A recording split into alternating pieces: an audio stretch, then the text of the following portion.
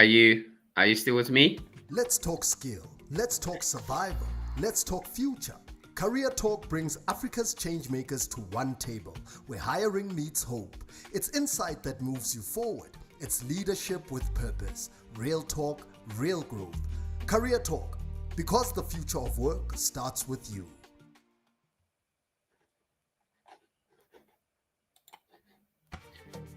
Hello Africa. Want to stay plugged into the world of work? Follow us at Career Indaba on LinkedIn, Instagram, and X, and dive deeper at careerindaba.org. The conversation becomes a movement. The idea becomes an economy. This is not another event. It's an activation of Africa's potential. The Career Indaba Expo and Bootcamp 2026, where 5,000 delegates, 100 exhibitors, and 20 bootcamp zones collide to create the future of work. From youth innovators to corporate pioneers, from township traders to global brands, every voice counts. 2 days, one goal.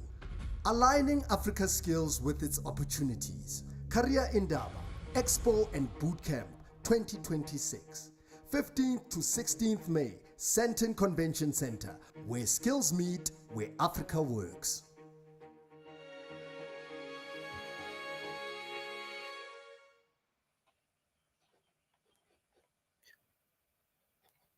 Hi, I'm Robin Baloyi, Chairperson of the Board of Career Indaba, and I'm here today, very excited, looking forward to the rest of this week, which is Career Talk, Impact Week for Career Indaba, where we're looking to bring onto the table very impactful conversations around employment, the youth, and economic participation.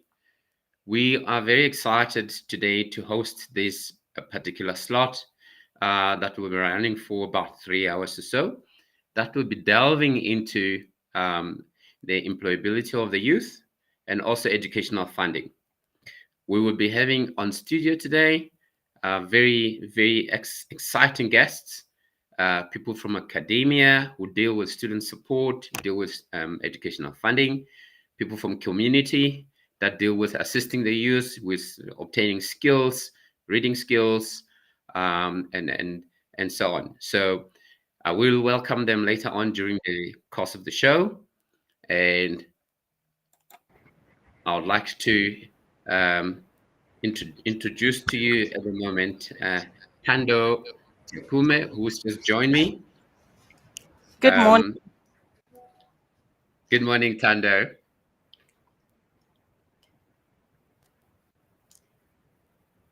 Hello, Tando. Can you hear me? Yes, I'm here. Yes. I can hear you. There she is. You're looking good and sprightly this morning. Wow. Thank you so much. Yes. I guess it's the warm days. I guess so. Yeah, the warm weather is upon us. Tando, just briefly, if you could let us into your world. I know you're with the University of Pretoria. You are within the student services area, and you deal mainly with supporting students that are about to or have just graduated, that you would now start preparing them for the world of work, and so on. Can you take us through what you do shortly? Yes. So basically, as a higher education institution, we have taken sorry, the WhatsApp is disturbing me there. I just need to disable it. We have taken it a step further to realize that, our students do need the extra support. It's not enough to just give them the qualification only. Yes, the theoretical background and having the academic in knowledge is important, but industry is expecting them to have other soft skills.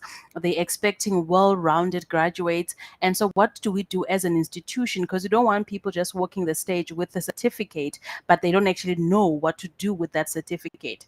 So we actually just want to give them the competencies that complement that qualification. So soft skills, employability skills, how to be a well-rounded. So we've got different initiatives to trying to build these employability skills for our students. And I think the most important one is, as much as we can train and develop, but we have to create opportunities for them to meet industry. We have to be the, forge relationships with industry partners, have events where these two people both meet and can, share information, insights, get the students to have someone they can give their CVs to in hand, which is a unique opportunity right now because we apply through portals, we send emails and emails, but when you actually have someone in front of you that you can speak to, share your story, connect with, which is why I always advocate for networking, because I believe as much as we can create these opportunities, if our students don't know how to network, don't know how to sell themselves when they're given that opportunity to speak to the person in power, will be failing them. So we create these opportunities, but we also skill them, upskill them, and we just stay abreast of what's happening in the industry. So a lot of feedback that we get from our employer partners. So we get constant feedback from them. What are you looking for? What is still lacking in our graduates? How can we better prepare them? Can you come give a talk about these assessments you're making them do? Can you come give them a talk about what are you expecting from a CV? Because from a theoretical background in academic, we can think we know what is happening, but the feedback from the industry is quite important. So having these two people connect, be on campus, visibility, classroom is quite important for us, and that's basically how we do it. But there's many other aspects that we actually do. Mentorship is one of them. Literally, when you think back, and I always ask them that, if you think back when you were first year, what is it that you wish you knew that you didn't know, and who helped you to find out that information? So the first year students needs to be exposed to a mentor. They need to start thinking about their future. And unfortunately, sometimes we say, you know what, concentrate on your studies, you'll find out when you're in the final year what you're supposed to be doing, which is completely wrong. And the more we expose them to this information earlier on in their careers, and they start to think about the end, they can participate in many other things to develop these employability skills. I'm gonna just take a second because I need to just close the blinds because apparently they are blinding you there. Yeah. Okay, just Okay. give me a sec.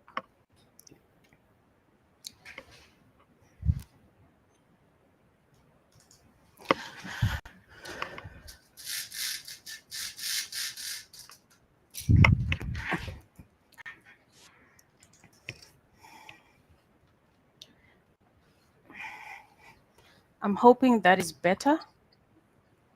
Okay. We back. We're back line. Yeah. It does look a bit better. So Tender, yeah. So Tender, I'm quite sure there's a lot of exciting things we're going to find out today about what you do, and how you take the students through this whole journey of the educational career and then preparing them for the world of work.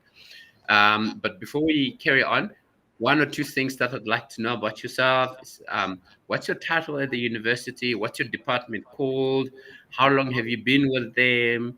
And also, how do you find yourself letting plugging into that world? So let's start with your title. Okay, so I'm currently the career services manager. So I handle all the strategic planning for the university and initiatives that speaks to the employability of the graduates at the University of Pretoria. Under me, I have got 6 staff members, 4 different project coordinators that run employability and training, to mentorship, to employer engagement and internships and graduate placements. And so we service all 55,000 students as my unit. And then I've been with the institution since 2019, but I've been in the graduate employability space prior in the IIE space before. So since 2014, I've been in this space. And really, really, as a UP alum myself, I know that when I was a student here, I really struggled to find a job after I completed my studies. But I think sometimes when we don't know the resources that are available, which I think is actually quite true for most of our students as well. We can design all these nice, fancy things thinking we have them in mind, but if they don't know about it, or they're not engaged, or they don't get involved, it's really pointless. So I remember I used to get SMSs like there's a career fair happening, and I would be like, what? I'm not going there. But anyway, now 9 years later, I'm back in the institution, and I'm like, I'm still struggling with the same engagement. The students are just not responding to all these nice initiatives I have for them. And so now I had to, be in the student again. I'm like, okay, this is what happened to me. So what could have been done? How is the messaging of the career services? So literally all my innovative ideas and initiatives around student engagement, because yes, the companies will be here. They want to employ, they'll come to career fairs. They will share job advertisements. But when they come back to me and say, Tando, I didn't have a single student applying, then I'm like, and then tomorrow you're going to say you're unemployed, but the opportunities are there. So now a lot of research has to go into understanding who are we having as students? Who do we have as young people? Who do we have as unemployed? What are their unique challenges? Because maybe we are applying blanket approach. And so those are the things that I'm trying to, change and introduce within the institution. Hence, we always have various initiatives that we work with and we develop every year to try and capture a different target market in a different way. And most of our initiatives literally have moved from on campus to residences, to weekends, to evenings, to try and be where students are and be able to reach them, to give them the valuable information that we have. So since then, I've really been finding this space quite exciting. I love anyway. So being in the classroom, doing the training, the coaching, and mostly my strong point is with the lies with employers and industry engagements. That's the space that I'm basically at, where I speak to the employers in various platforms, and a graduate association in South Africa. So a lot of networking happens there to try and forge these relationships at higher strategic levels and to see how they can be filtered down to engage our students earlier on and expose them to the career opportunities they have. Wonderful. You've raised a very interesting question. I mean, or a very interesting comment, in that you said even during your days, when there were these communication that will come out to say there's a career fair, there's this and that, and you were like, ah, you know what, I know what's going to happen, and you don't go. And eventually today, when you are on the other side of the fence, you realize that actually it's quite some very important opportunities I missed in Missed. in learning how I needed to prepare myself for the world of work. um, having seen that and having experienced that, I get the sense that it's not just arming them with the skills, it's just for also the students to know that there are certain skills that they have to acquire outside of their qualification that will actually make them more employable.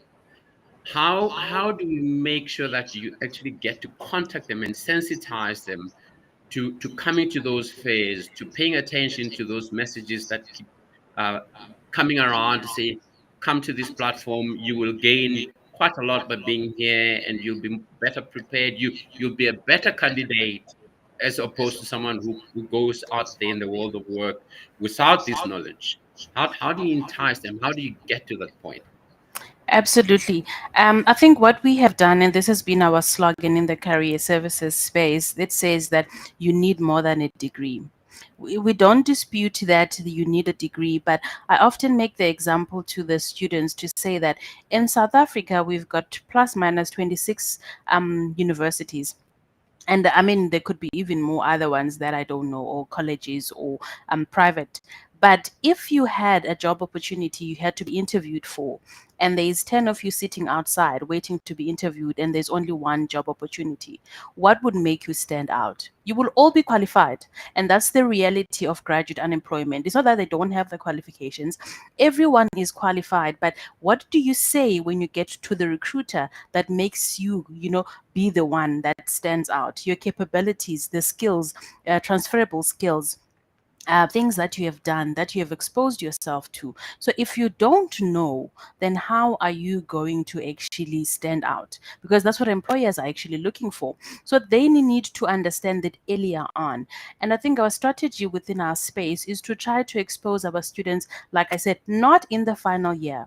We expose them even prior to being a university student. So even from your grade 11s to 12s, we start engaging employers to say, come and speak to this employer. If you take this course, what is it expected of you? What other skills are they looking for? What is the average in terms of your marks that you must maintain throughout? Because it's no point our students, they study, and then at final year a person realizes, oops, I've got a 50% GPA and the client wants 60%. Had they known that information prior, had they known that ahead of time, they could have actually prepared them for this. So waiting for until you in your final year is not working. So we try and expose them from the onset.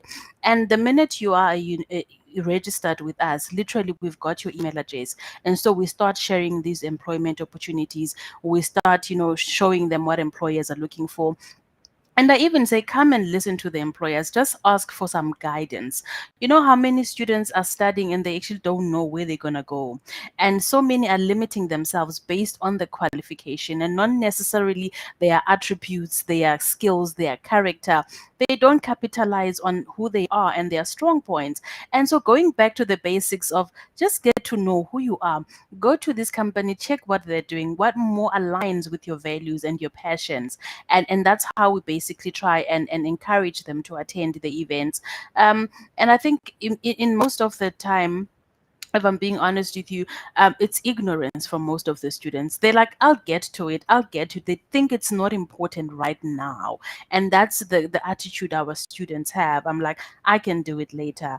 And the pressure for them when it gets to that point, it's really, it's not nice. And it's not nice to see somebody now being despondent because they can't find the opportunity. And when you think, you've been with the university, I have been sharing this with you, and you're coming to me crying last hour, but we've been there. But anyway, it happens, some fall through the cracks. And it's just important for us to identify those ones that really do need the service, and really really work our programs around tailoring for them to make sure that they benefit from the services offered. Wonderful. That dreadful word, procrastination, comes to mind when you explain how the students kind of put it off and put it off and put it off, and eventually, when it's now die straight, it's do or die, and they're falling apart, and things get desperate. That's when they come up and say, "I can't get a job. Why can't I get a job? I'm qualified, and this and." One of the things that I've come across as I've looked into this topic, and I've gone through a couple of papers and things like that, is a term, or an acronym that's been coined of late, TO, I mean TQ. So how do you look at that in your space? TQ stands for technology quotient, and now this relates to a lot of companies or employers. Now what they're doing is, when they hire people, they also looking to have them um, understand, or come to, I will welcome Tabby saying just shortly, come to want them to understand or have an ability to be adaptable to technological platforms, because almost every day that we do today is done on one or some other technological platform. How do we ensure that that is something that we address through the journey of the student development, because it's becoming such an important aspect for them to be employable? Absolutely. And unfortunately, we can't run away from technology. The where we are headed, literally, that is what we're talking about. When we look at the future skills and the 2030 skills, it's really, really one of those where AI is in our space, where technological skills are quite important, and that's where students show adaptability. So we often encourage, for our students to participate in various programs, competitions, hackathons, with various employers that we have. Whoever is running such, we encourage them to expose themselves. But over and above, we do have actually AI training courses that enables the students to understand how they can use it better effectively in the workspace, because we can't run away from it, but there needs to be a responsibility on how to use it. And in most of our courses, even from humanities and theologies that are not really strong in tech, we try to make sure that our students are exposed to skills build. We try to make sure that we work with the IBM, where they can do these skills online and just upskill themselves. We also offer them LinkedIn licenses to do extra courses that can bridge the gap. And I think one thing that we often do is when we realize, maybe through coaching sessions or consultation with the students, we always go to identify areas of development, so we can be able to help them to stay abreast of the language that is being used in the tech space, so they can be relevant and they don't actually feel like they don't belong in that space. Because often at times our graduates will feel like they're not comfortable or not confident simply because they're not well prepared. So as more we expose them to the industry, we expose them to different courses, we expose them to different competitions that speaks to the environment they're going to go into, it actually works much better. And I think, to be honest with you, our students are technology savvy. They are. It's their space. It's just that sometimes technicality, when it comes to the workplace, they make them feel like maybe they are not really fully hands on. They might have a lot of theory information, which is important for us to actually take them to the workplace, let them do practical work. And I think that's what we do with our internship program that we actually run in the university.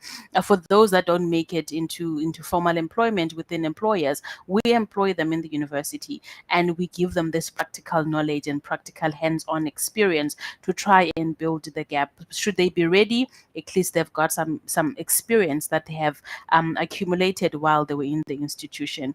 And that speaks to looking for funding into different government departments, the SETAs, and kind of partnerships, for us to be able to feed into their experience by placing them at various employment partners. That is the initiative that we have taken in that space to make sure they are fully exposed. But we take advantage of any competition, hackathons, anything of that sort, big data, whatever that is happening in that space. We always want to be involved. Wonderful. You raised the question of internships. I remember back in my day. I'm a former techist, by the way, myself. Oh, okay. Welcome Yeah. home. And I remember back in the day when we did our studies, there was something that was called vacation work. Um, and it sort of relates very closely with what you're What? alluding to in terms of internships. Um, Yes. in its version today, we're sending students out on internships with employment partners. What's the feedback you're getting? The employment partners are saying these people are ready, or they're not ready, or these are the areas that they're lacking, or they outright employable. What's the feedback you get? And if you've got any numbers or percentages you can share with us. If not, you can just give us an idea. How is that? Yeah. How's that working? I'll give a big overview of it. So I think the most important thing in how we handle our placements and internships is actually we don't wait until they're done. So we do a monthly check-in. We do a 3 months feedback session with both the line managers and the graduates themselves, because we don't want to wait until it's too late to have fixed something. And so from the onset, and how we actually run it is to make sure that both parties from the onset, they know what is expected. So we full on induction, we do full on training. we make sure that the graduates not only assigned to a line manager, but they can also be assigned to a mentor in that space. And so we track the progress monthly to check what are the shortcomings, what does my line manager feel like my graduate doesn't have, what skills they can develop, how is their attitude, same with the line managers. So by the end of the program, we actually have a nice picture of how a person has developed. And the feedback that we get, because we then do like a close off session with both the line managers and students, we often get that someone will say, hey, this person started here, they couldn't speak, they couldn't ask questions, they would just do this, but here we are now. This is how the relationship has progressed. Because I think sometimes as line managers and industry partners, we forget that we also started somewhere. No one is going to walk in fully knowing what they're supposed to do. And I find that to be an unfair expectation from industry, to expect a graduate coming out of university is a full on nice cupcake with a cherry on top. It's still in the baking stages. It's still proper. It is still something you can work with. So we encourage a lot from our line managers. The minute they say, who I think of this person, I'm like, no, let's go back to the basics. What needs to happen? Have you engaged? Have you, put in training? Have you understood what is happening? Have you exhausted all the other options before you come and say, career services, Tando, please take your person? No, let's go back. And often at times when I check in a month or two later, no, Tando, now we're all good, sorted. We actually, you know what, it was just a misunderstanding of that. We're so impatient as a nation, as humans. We just want everything proper, perfect, same time. No one wants to spend the time to nurture the talent, to grow the graduates, to help them develop. So how are we supposed to have people ready and all of that? And so we try. One of the things we've put in place is to ensure that we have a job description. Tell us the minute you put your hand up and say, I can host an intern, I've got a position, I've got time, I've got work. We want to know what is the person going to be doing, because often at times people put their hand up simply because they don't want to do their work. They don't have any plan.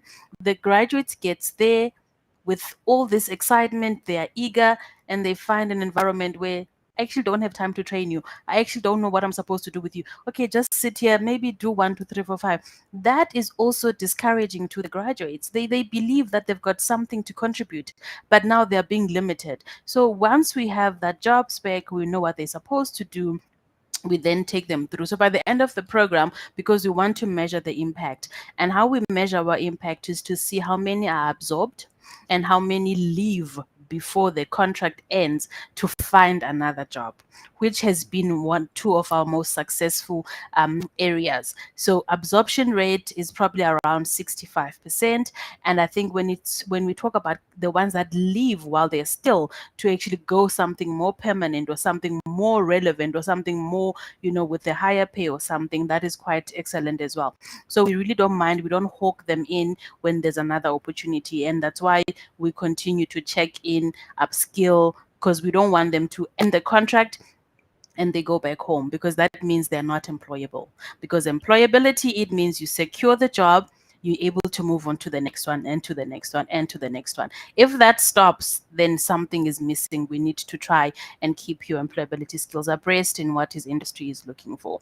So that one has been quite of one of our amazing projects that we have ran since 2020. But yeah, so we continuing to go there. Yeah, strong point to strong. Yeah. What an amazing feat. Yes, certainly the wheels must keep turning. When the intern comes in, if they leave before time, it means you've achieved your target in less than the allocated time, because now the person has found a job. That means they are now employable, which is actually what we would like to see. Um, but then you also raised another issue of the patience. When someone says, they raise their hand and they say, I can host, and within a month or so, and they say, oh yeah, this person, we're seeing this, and we're finding this is lacking, and so on and so on. I think one of the things that I've come across in my years in industry, in my years in corporate, is that managers sometimes are caught in between a rock and a hard place. They have to train and groom the talent, but at the same time, they also have to produce the results. There is a performance attached to their delivery. So they have to find people that can take off quickly, learn quickly, deliver quickly while they groom them, or pass on the skills and things like that. And maybe that could be something that you can talk to in terms of your engagement with industry, for them to understand that while we are sure that we supporting the grooming of talent, and bringing in new talent, and bringing students through the graduate programs and things like that, we also are cognizant of the fact that the company still has to perform, the manager still has to, has KPIs to deliver. How has that been for you? Absolutely, I completely agree with you. But obviously, that has to be, yeah, that has to be done within, a reasonable amount. And I'm not saying you are going to train someone for a whole year for them to be up to scratch. But I think the patience comes in the sense that in the workplace, if there is a manager who is not really a manager, and I mean by, manager is not just a title, you need to feel it, you need to have it in you. The understanding of, you have to nurture your people around you, you have to grow them. And most of times we are in positions where we don't really know what they mean. I'm just a manager, and so I don't really work, in terms of developing my people, and I'm just wanting to be transactional leader, which it's okay when you're just wanting to tick the box that you have. But in our country, I think most of the time we take in turns for all the wrong reasons, if I'm being honest with you.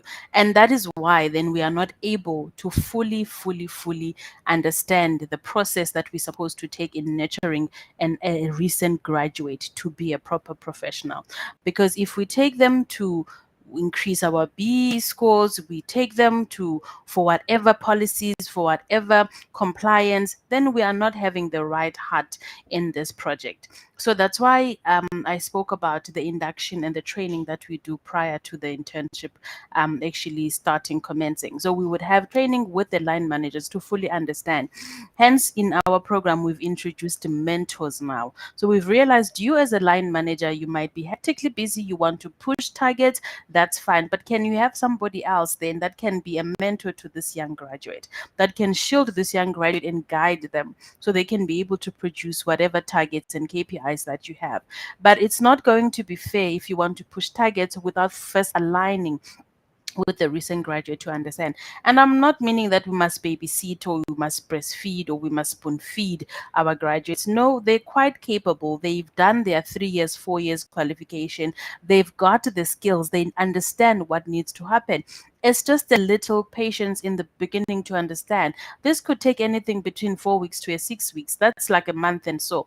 And you have the person getting there. And I mean, in most industries, you have probation for 3 months. That means at that time, you're supposed to at least understand what is happening. It's only fair to give the person the same fair chance, opportunity for them to get them, acquainted with the space, understanding the environment, skilled into the systems or programs that you are using in the company. And from there, you let them use their initiative and you let them use their skills that they have acquired through their qualification. So that is important. And also I think in the workspace that I work a lot with talent acquisition managers, people that understand that they need to develop the people, so it becomes much easier because they've got programs that are designed for leadership and developing the graduates for them to aspire to get to wherever they need to be. But if those people are not in the right space, or they actually took the internships not fully understanding what they want out of the graduates, then we will still be in the same space over and over. And the sad truth is that in South Africa, we've got so many skills development providers that do all of this, and they link our graduates to placements, and every year again they're back to square one, and we're doing the same cycle where we're investing a lot of money in the upskilling, where a person actually walks away not being upskilled or not having gained anything. And so that is where we have a problem. We need to start measuring the impact after that qualification, after that training, after those skills development. Is the person employed somewhere else now? Are they absorbed? or are they back to square one? And then we limit them and say, if you've participated in this internship, you can't get another one. So what are we saying they must do now? So there's just quite a lot of things we need to consider and understand why we actually run internships in our country, and what is the end goal, and absorption rate needs to really, really improve. So in essence is we have programs that are strictly speaking, not working. And when the students do not get where we think they should get, we just simply eject them and take the next student, and they're left hung out and dry and unemployable, and then they get despondent. Absolutely. Um, and that's why we're having these conversations. That's why Career Indaba is here, so we can get deeper into these conversations and make sure we dig out what the problems are, and we go back into the systems, and we investigate and we refine, and we do all that's required to make sure that that person who goes out on that program really truly benefits. I'd like us to take a short break, ad break, and we will be back shortly. Stay Future-proofing online. skills for economic growth. Career Indaba Expo and Bootcamp. 15th to 16th of May 2026 is Africa's boldest sector-aligned and solution-driven career development event designed to bridge the skills gap, unlock real unemployment pathways, and future-proof talent across over 20 industries. From the boardrooms of Sandton to the villages of rural South Africa, we are pulling the entire country into one decisive moment to tackle unemployment, close the skills gap, and future-proof our workforce.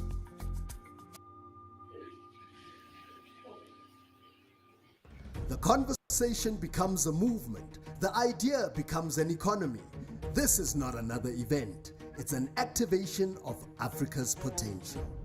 The Career Indaba Expo and Bootcamp 2026, where 5,000 delegates, 100 exhibitors, and 20 bootcamp zones collide to create the future of work. From youth innovators to corporate pioneers, from township traders to global brands, every voice counts. 2 days, one goal. Aligning Africa's skills with its opportunities. Career Indaba Expo and Bootcamp 2026. 15th to 16th May, Sandton Convention Center, where skills meet, where Africa works.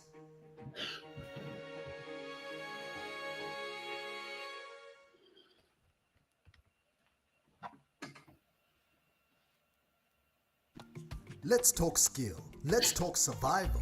Let's talk future. Career Talk brings Africa's changemakers to one table, where hiring meets hope. It's insight that moves you forward. It's leadership with purpose. Real talk, real growth. Career Talk, because the future of work starts with you.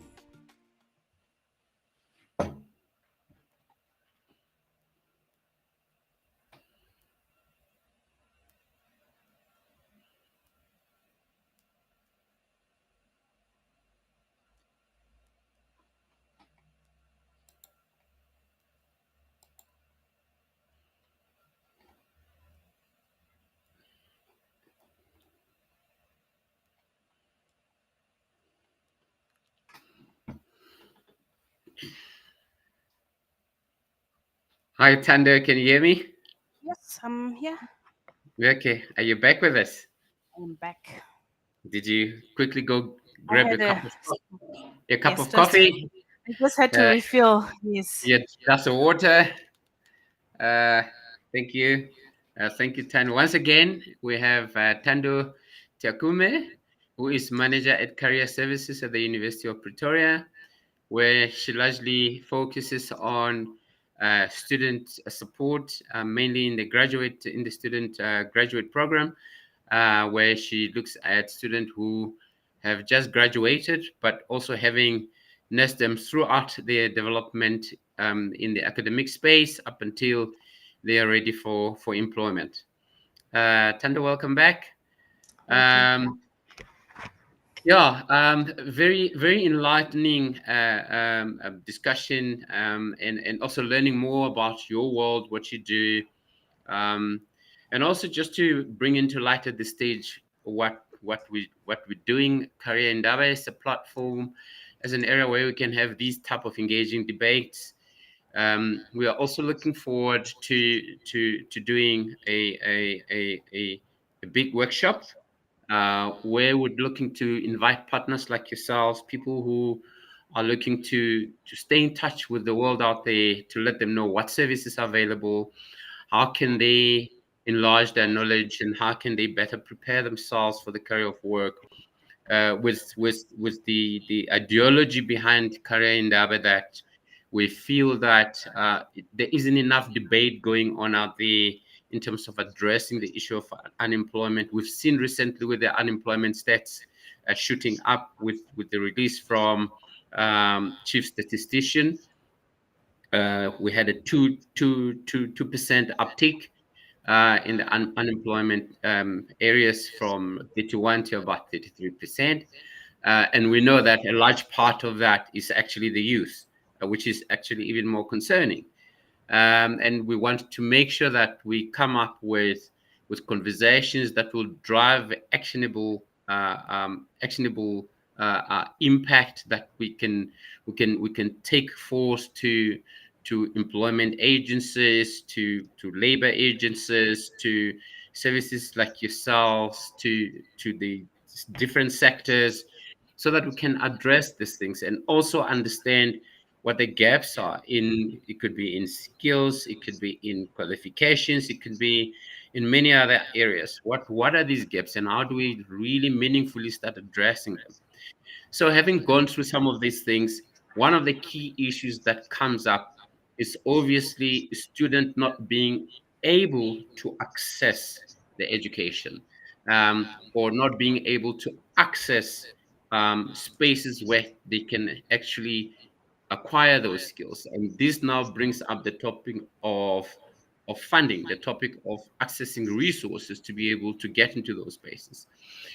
How much of that area do you deal with in your interactions with the students and the various units within your department of career services at the university, in terms of addressing those gaps? Some of the students come in highly talented, very capable, but they cannot access these resources. How do you find that problem to be quite common, or how prevalent is that problem in your experience? I'm not directly involved with it, but I do encounter a lot of students that come to the institution. Even at registration periods, we find a lot that will travel from, various parts of the country, very far from Limpopo, Eastern Cape, and they've got literally nothing. They've got their bag, and they say, I'm admitted and I'm accepted, and I want to register. I don't know how I'm going to move from here. I have got no place to stay. I don't know, but I'm here. And I think we have got a generation of students that is obviously quite keen to be in university. And given the history of our country, it is obviously mostly the first generation students that are coming from far, and they'll be the first to actually come to university. So there is a need for them to be in this space. Nobody wants to go, nobody wants to stay at home. And so we find a lot of those. But obviously, in our space, we transfer them to the Department of Financial Aid for assistance. But in our career services space, we've got a lot of industry partners that actually do sponsor bursaries and do sponsor scholarships and do sponsor some kind of, financial assistance to the students. And then what we do, we send the information to the students to apply. But one of the other things that really, really breaks my heart is to see returning students that maybe were on NEFSAS, and maybe the following year they don't get NEFSAS, or there's partial funding and now they are short, or they have got dirt. That is breaking my heart, because they can't register for the following year. So you're already in the system, and maybe they didn't really do well academically, and then now maybe they are excluded, or maybe they are getting the funding full because they didn't meet this and that, or their bursary is kicking them out, which sometimes I fully understand that employers have the right to reserve that right to say, I'm not giving you more funding if you didn't perform well academically. But I think there are other factors that we are not taking into consideration for Mm. our graduates. We're not taking into consideration their resilience and their fight they have put to be here, where they come from, their studying circumstances. So as much as you can say a graduate has got 50%, 60%, the circumstances under which this graduate studied. If a person, for example, in Pretoria is staying in Mabopane, Hammanskraal, has to travel to university, wake up in Mamelodi, Mafias. I mean, I'm just mentioning the far townships away from Hatfield. That person has to be in class at 7:30. They have to leave home at what time? They don't have probably Wi-Fi, full fiber at home. They have to stay on campus to try and catch up with their schoolwork. The person doesn't have a laptop, has to rely on the library lab or IT labs on campus to do their work. They're going to be on campus the whole day.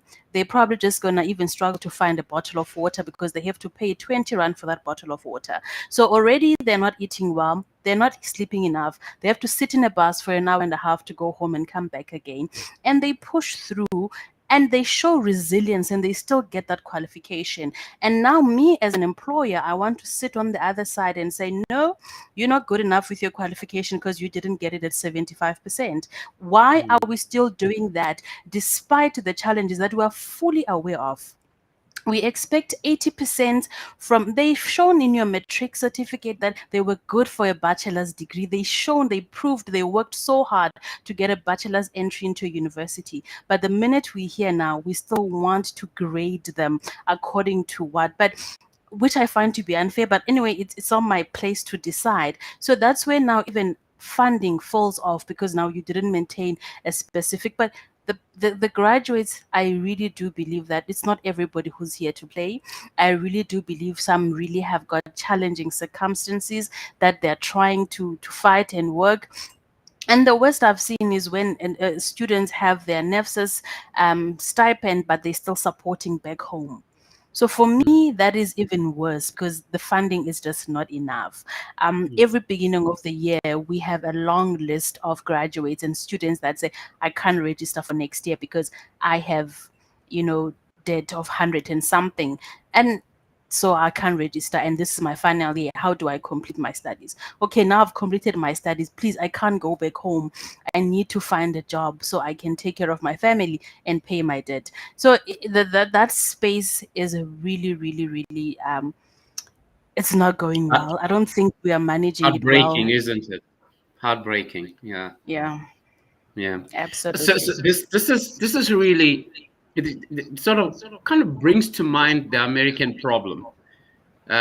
So what if you look at the papers that have been published around student loans in the US, we kind of have a similar situation. And I guess the elephant in the room in this case is the NSFAS. We know that banks in the past used to give study loans, which is not commonplace these days, because they feel that it's a very risky product.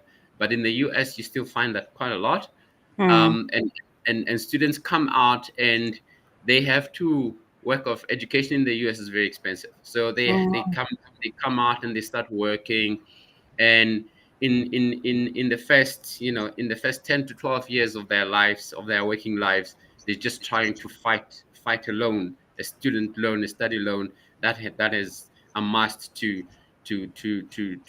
momentous amounts of money, to like really scary amounts of money.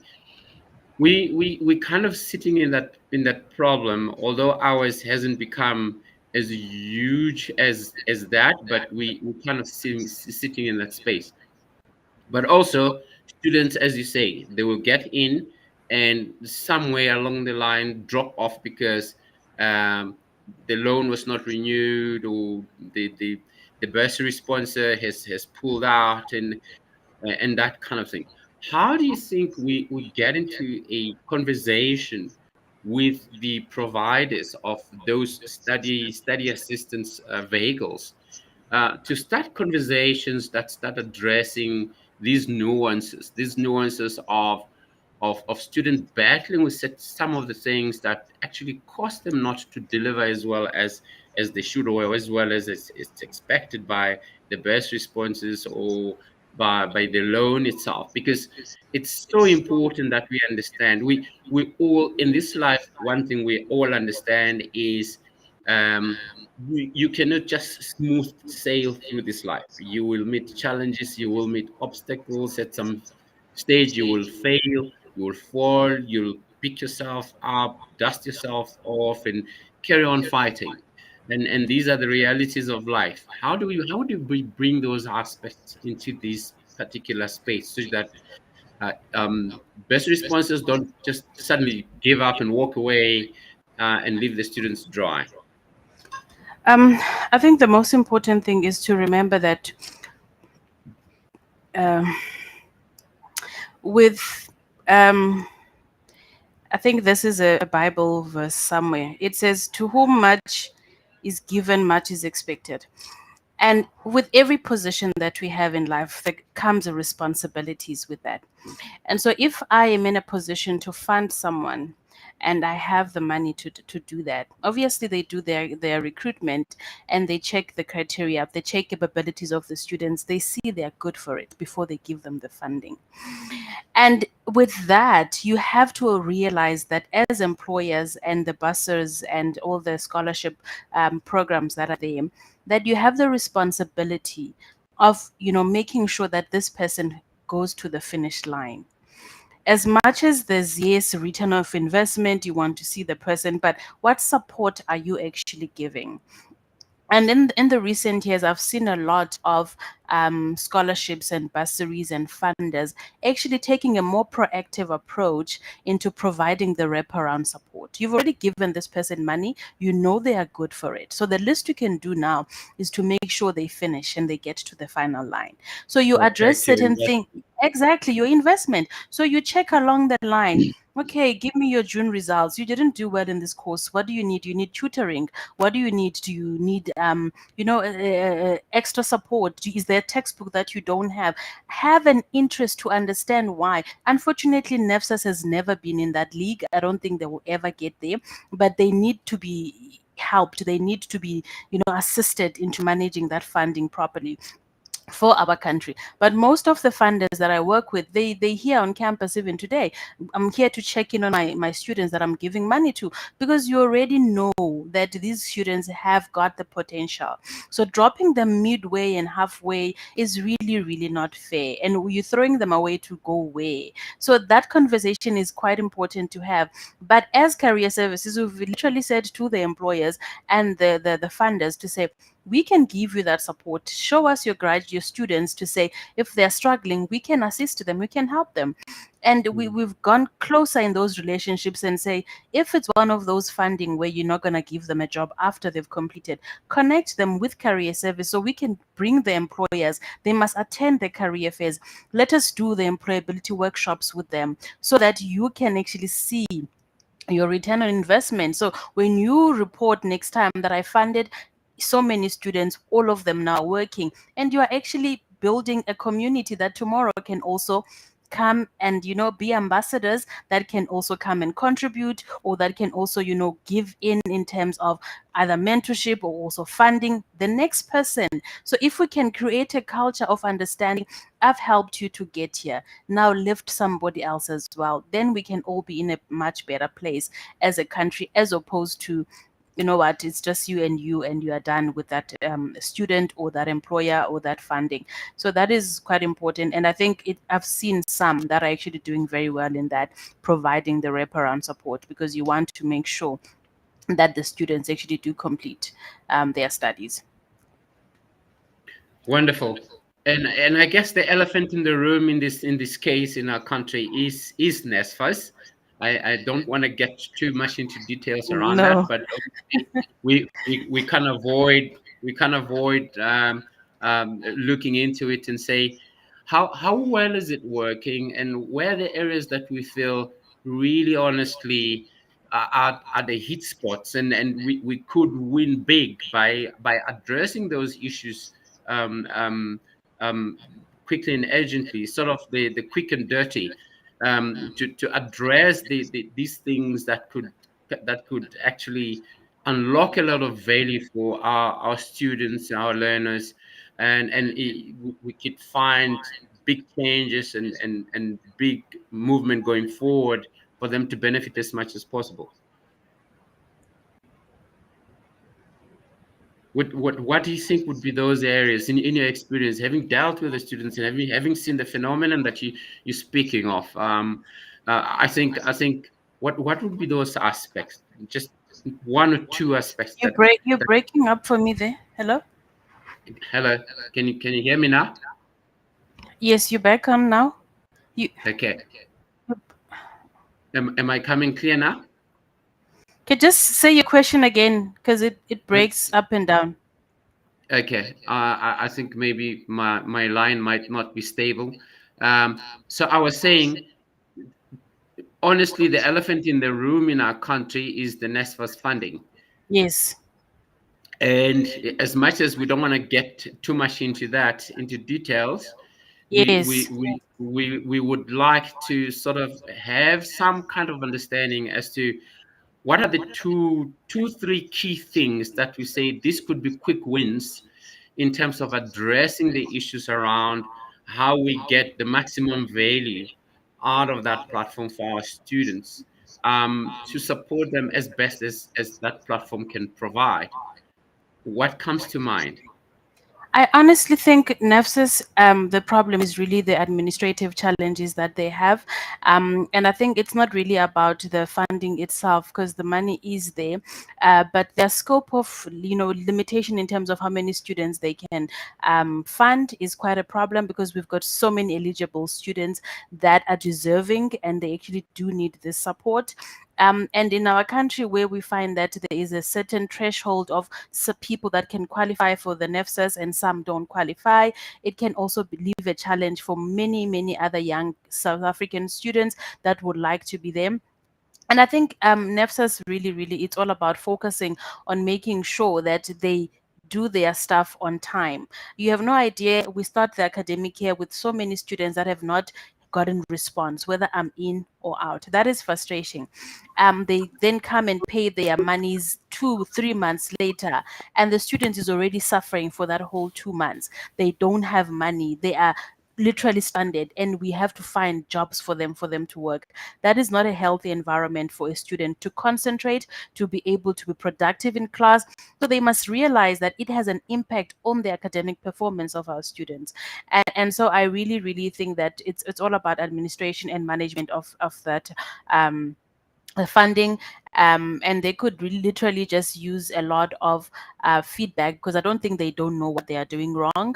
But we in that country where we used to mismanagement, we used to corruption, we used to all of these things, and we have actually accepted it as a norm. And so I don't think any fight now even matters anymore. But I really do think like change of management and administration would definitely wake up. Okay. So administratively, we really need to jack up the game. We need to know our statistics. We need to ensure that we're really helping those in need and those who are truly capable. So we need to go back to our selection processes and things like that, and shop in that space. Okay, thank you very much. The next thing that I'd like to talk about is where we, and after this question, I will welcome Stacy to join us on the panel. Is obviously when you do this full journey from day one when you receive the students, um, coming out of matric now. They're gonna register. As soon as they register, you start now engaging and seeing what skills you can give them, and so on. Um, what is the gap that you find most common in terms of what has been shared, um, with other platforms? Okay, I think we can carry on with this topic after the news. We're gonna go on a news break for now. I just Okay. received a notification for news break, and then after the news break, we'll continue. I'll also welcome Stacy onto the platform. Thanks. Okay. Okay. We can break for news now. Okay.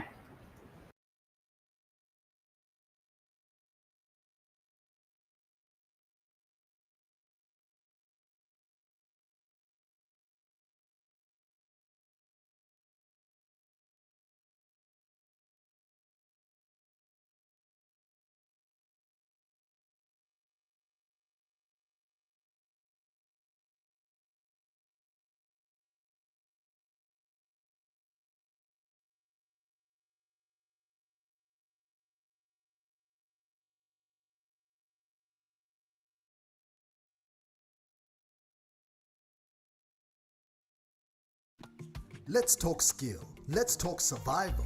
Let's talk future. Career Talk brings Africa's changemakers to one table where hiring meets hope. It's insight that moves you forward. It's leadership with purpose. Real talk, real growth. Career Talk, because the future of work starts with you.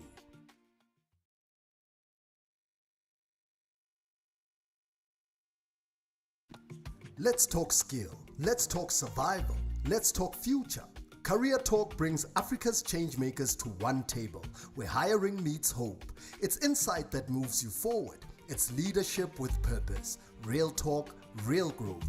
Career Talk. Career Talk. The future of work starts with you. Career Talk. Start.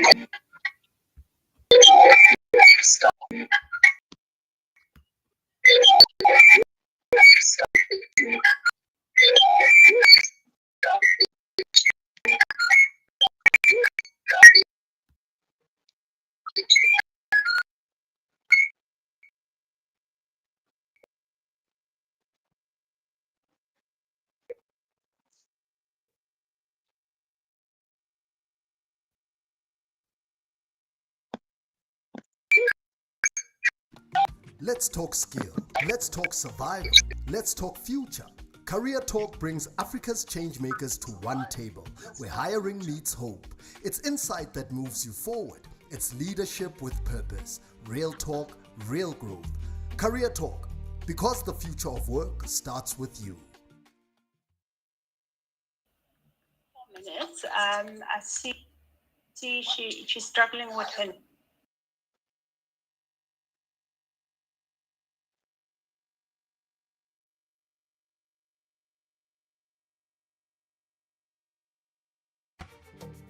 Hello Africa! Want to stay plugged into the world of work? Follow us at Career Indaba on LinkedIn, Instagram and X, and dive deeper at careerindaba.org.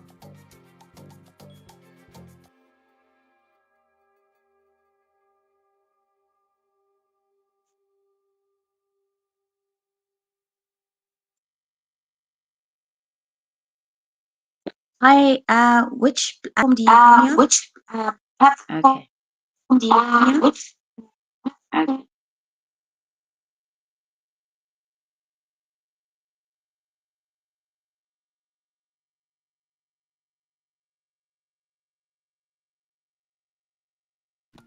Let's talk skill. Let's talk survival. Let's talk future.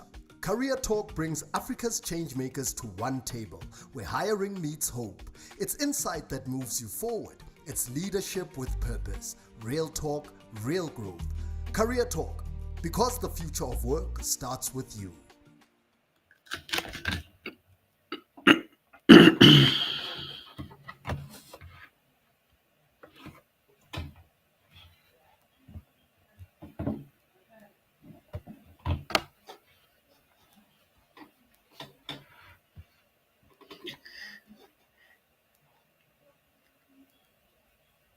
Okay, are we back online? I think, yes, we are. Okay, great stuff. You still good there, Tando? Yes, I'm great. Lovely. It's nice to be here. Yeah, we need to really delve deep into these things because it's not looking great for our future, especially for the younger generations. We just came back from the news bulletin, and my next question was going to be: as you receive the learners coming into their first year, your experience with them versus what has commonly been shared out there in the educational sectors and also in industry, in the employment sectors. What tends to happen is with South Africa, we had some research done some few decades ago. I believe it was about 41 or 42 countries where they tested the level of skills of your reading and numeracy, and in that 41 or 42 countries, we came last at the matric level. So at the exit point of high school, amongst the 42 sample countries, we came last. Um, in your experience, what does tend to show is that our learners come out with very low level skills of reading and numeracy. And in your experience, as you get these students into university, when you start preparing them for the world of work from the first day that they register till the last day that they exit with a with a certificate in their hand or with a degree in their hand and so on, what has been your experience in terms of that gap, and how have you tried to close that gap, to make sure that you actually hit the mark when you say now they can go and be employed? Yeah, absolutely. First year students uh, go through the most. Okay, I hope you've heard me, because I think I was talking while you were talking, or but I could not hear you. But I'm sure you are done. So I wanted to say that most of the challenges that I've seen for our students when they walk in um, is obviously the new environment that is way bigger than their classroom.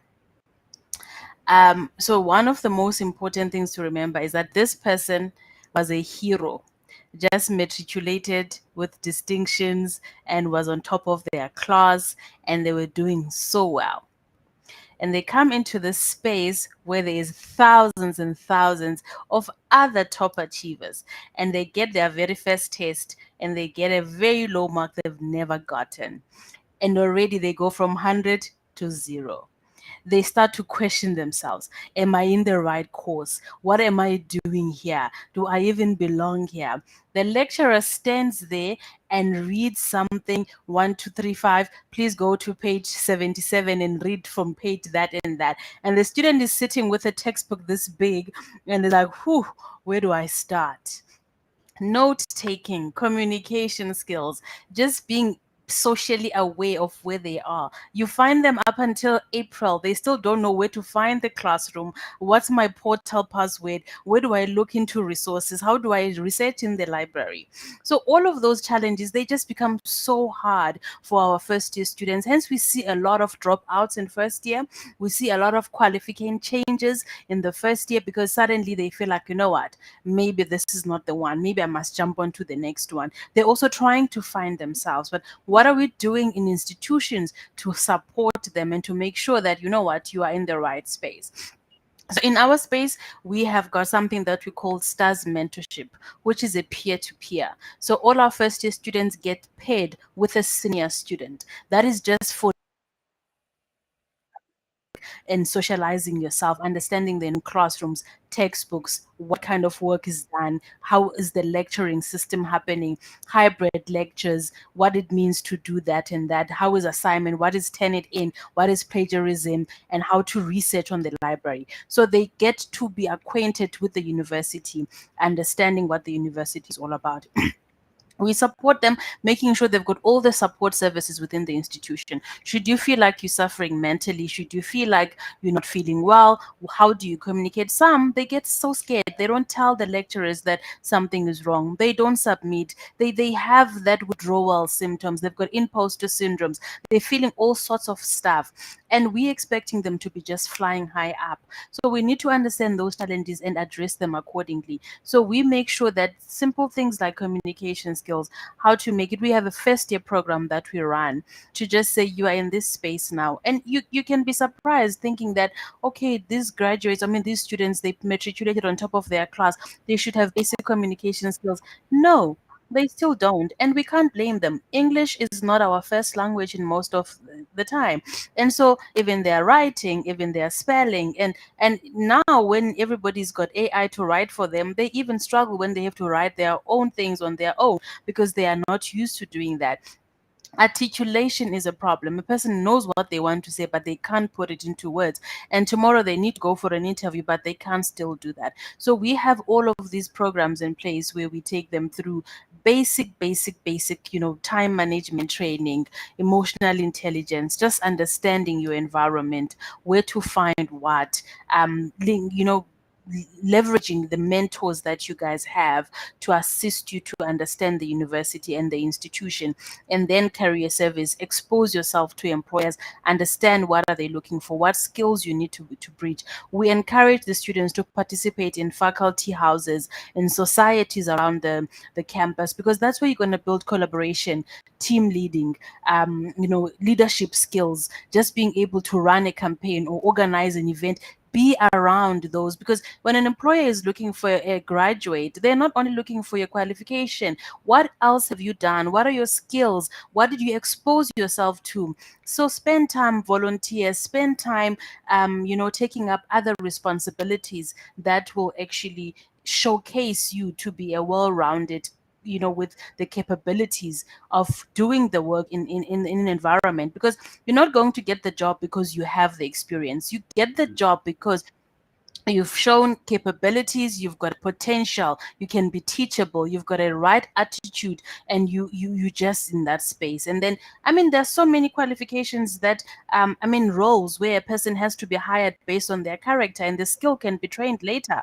And if they can have that attitude of, you know what, I can do this, this is what I'm going to do, we can go a long way. So that's why we really are part of the student journey from before they register at UP. We are part of Choose UP Day. We are part of orientation. We are part of first year all the way. We don't have a we'll see you in your final year. We want them now while they are still fresh, while they still have the energy to learn. We've got online programs like the Ready for Work program, which addresses various employment skills, career development, how to set for anything. And we want them to be exposed to that. They can do it in their own time if they don't want to come see us. But we try to make sure our services are hybrid and they can find us online or in person. And then we just make sure that they develop these interpersonal skills as well.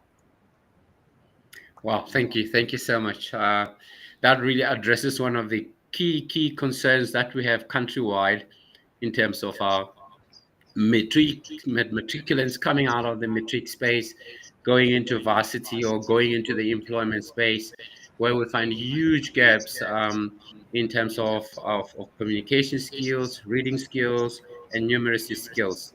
Thank you for that. I think I'll take this opportunity to add Stacey to our conversation, to our panel. Stacey, are you ready to join us? Is Stacey ready to join us?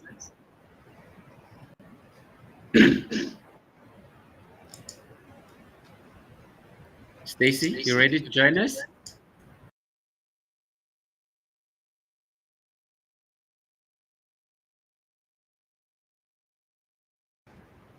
Stacey, you ready to join us? Stacey's looks like Stacey's mic is off. Hi, Stacey. Okay, there she is. Is she with us now? Hi, Stacey.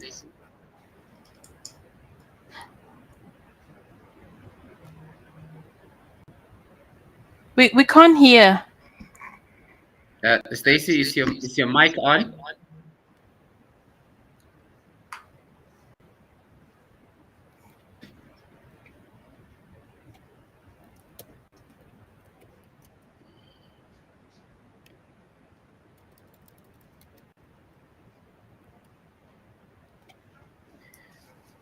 Okay, we're not gonna have Stacey join us.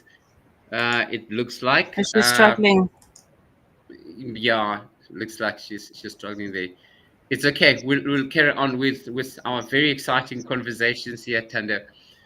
So, Tanda, in terms of where we are, and we've already spoken about a number of things. We've spoken about your process in supporting the students, receiving them from a first year, taking them on through their development, the gaps that you tend to discover when they land, and the gaps that you sort of address during the time that they spend with you up until they graduate and you hand them over to an employer or an employment partner that will put them on an internship and develop the skills that you've identified they are lacking.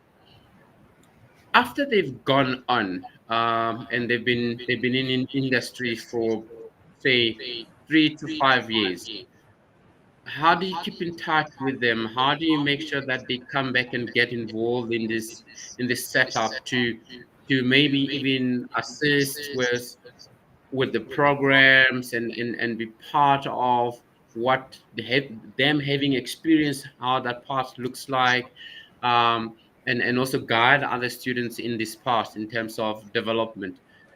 What does that look like currently? Can you share Okay. with us? Yes. So we believe that, and I think this is one thing that works for me in my first understanding of a student life and trying to engage them, is that students understand this better if it comes from their own or it comes from an industry partner. So if I come to you and I say the partner wants you to have this, they will do it. If another student says, I've been in your shoes and this is where I am now, it works much better because they feel like, okay, I can relate to this person. So throughout our programs, we always have a mentorship program. And our mentorship program we run for our final year students and we link them up with industry mentors. And all of our mentors, 90% of them are actually our UP alums. So we go back to our UP alums that have been in the space that can share more impactful knowledge that the student can see themselves and visualize where their career journeys are going. So in that space, we have mentors coming to give back. They actually expose our students to work readiness, job shadowing. They're part of our boot camp that we run every year at the end of the year where we bring them together. The program is quite big. We've got almost 3,000 mentees and 2,400 mentors, and we channel them into a one-on-one sessions. We've got different milestones and different things that we measure into that relationship to see how we can work best. So what we actually do is to try to make the mentors realize the impact they have on another graduate. So when you are a mentor and you can help another UP grad get a job, when you see an opportunity, share with them. It keeps you thinking about your university alma mater. What can I do and how can I expose my graduates? We leverage a lot of our alums when it comes to participating in our events.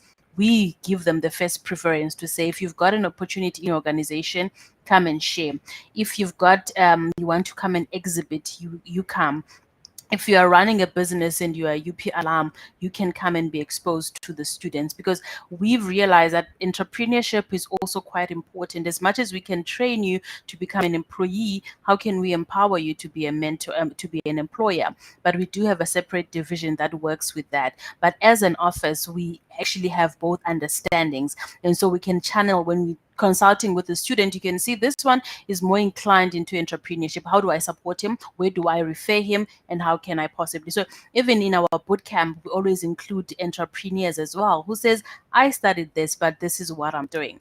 And we have a lot of our alums coming back to give. So that is the kind of attitude we are actually instilling in our current graduates to say, once you have done, remember what we've done for you. When you in your spaces, we're in your networks, we're in your environment, you see another opportunity, think about also filtering it back to the next person that you can help. So by sharing those opportunities, come to our networking events.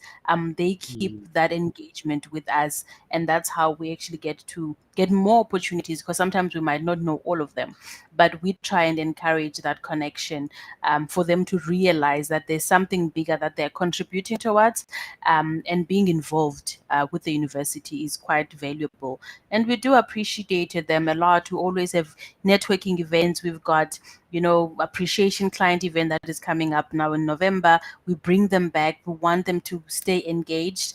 And as much as we do have formal services we offer, I always say it's not cast in stone. If you've got something different, an initiative that you are running, please let us know. Recently, this month, we actually launched what we call Tax Careers Corporate Closet. And it was driven by one of our employers, a law firm that is also a UP alum, who said, when I saw the call for corporate clothing, I thought, let me start running it in my company. And I said, guys, if you've got clothing for appropriate for interviews, please let's donate. So we just launched that now on the 10th of October. And that speaks to industry wants to be involved. They want to engage. And we just have to create the platform for them. And we need to move away from the traditional universities that didn't want to expose our students to industry, saying, you know what, we don't have class time for industry. They must study, study, study. We need to remember, who are these people studying for? Are they going to be relevant in the industry? So that feedback is important.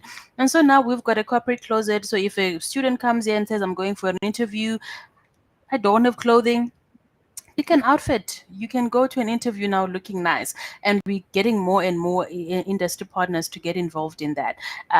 So same as the boot camp, it started exactly like that, and the more and more industry partners started coming, and it became bigger and bigger. So we just need to work on that collaboration. Really, really, everything lies within the collaboration. There is no point we all have good ideas and insights, and we want to do something, but we're not speaking to the relevant person. We're not speaking to the next person. We're not sharing what we are doing, because you will never know how you can be involved. So literally, we open up opportunities for the alums and the graduates that have been out already in the industry to keep coming back to participate, give back, whether it's a form of a talk, form of training, form of insights where you are now. You never know who you can inspire and change a life. Wow, very, very, very interesting indeed. I think that just led me on to my next area that I wanted to engage you on, which is entrepreneurship. We know that small business is an area that I think the South African economy has not particularly paid enough attention to, and we have learned from other economies that small business actually tends to drive your employment much more than your large corporates. And what we need to be driving towards in our employment sector is the encouragement of entrepreneurship, is to encourage business, to people to get into business, to take up a business ownership, driving business, and so on, and being a career environment, a student career services environment. I was very, very interested in finding out how much of that are you driving and encouraging students to say, you don't have to be employed. You can go out there and be an employer yourself. And the development of that, I'm well aware that you've mentioned it, that the development of that in those conversations are not largely driven out of your area. They're driven out of another area within the setup. But I'd like to get a little bit more into that. Sure. What separates what separates your typical in your space when you get to students and you look at them?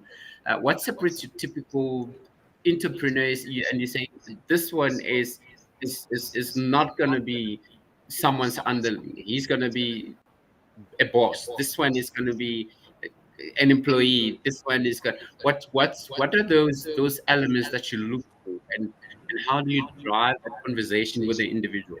Yeah.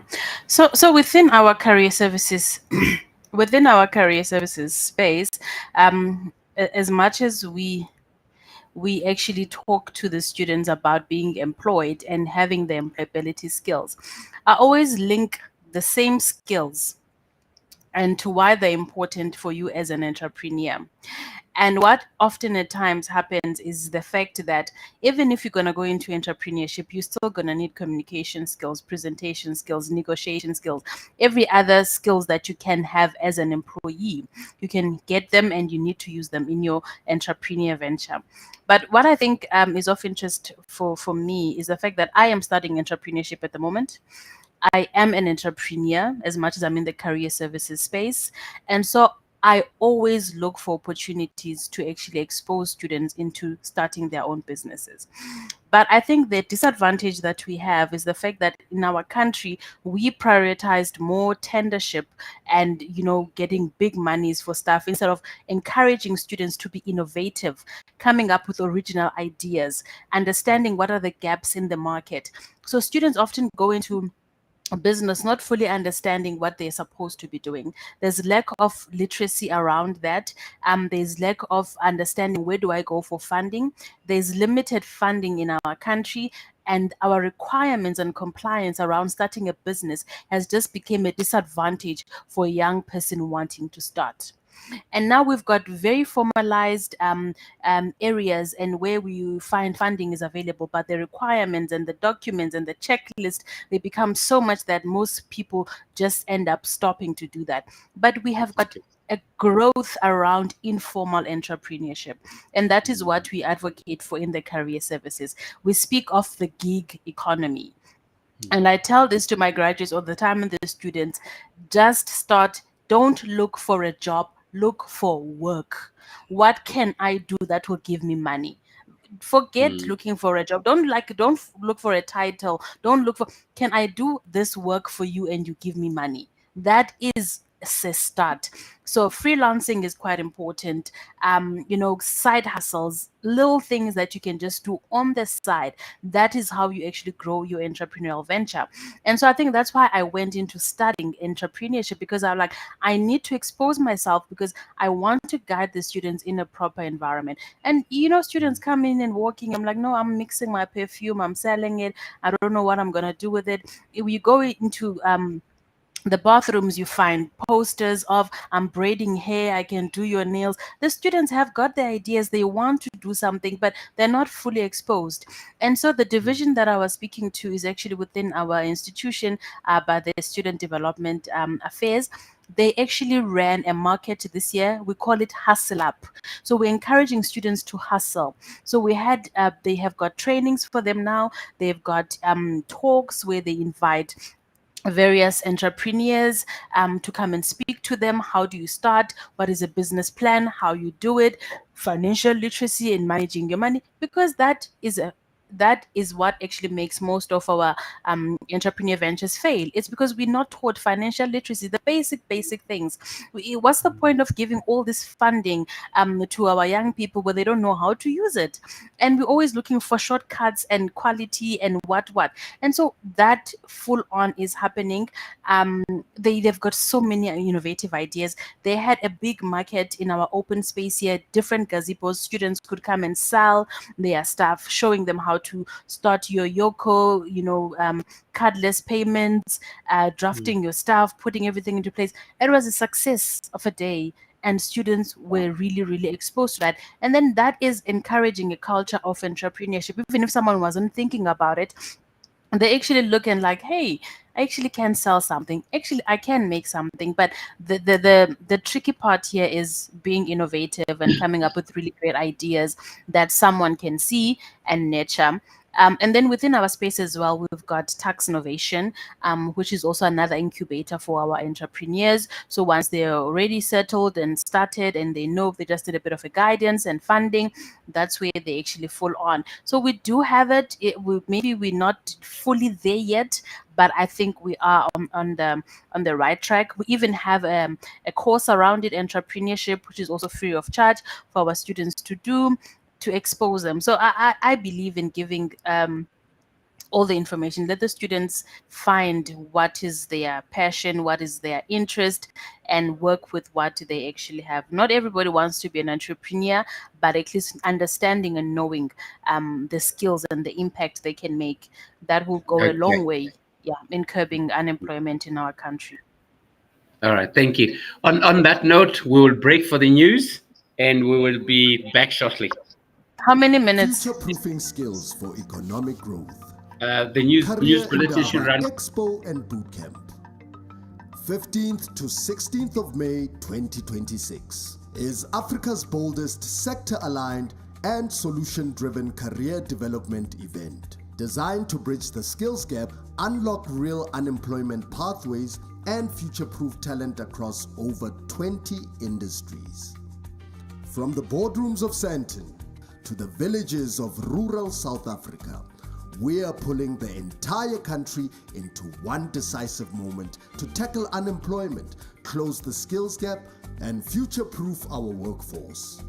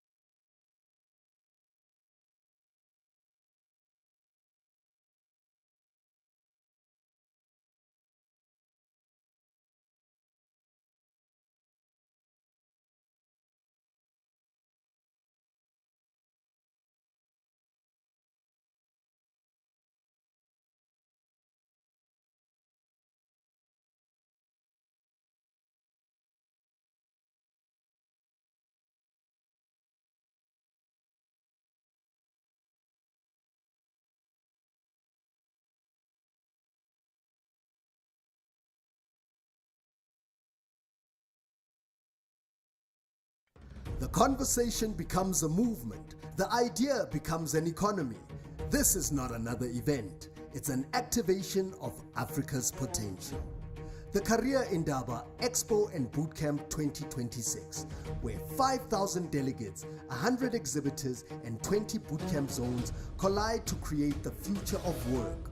From youth innovators to corporate pioneers, from township traders to global brands, every voice counts. 2 days, one goal. Aligning Africa's skills with its opportunities. Career Indaba Expo and Bootcamp 2026.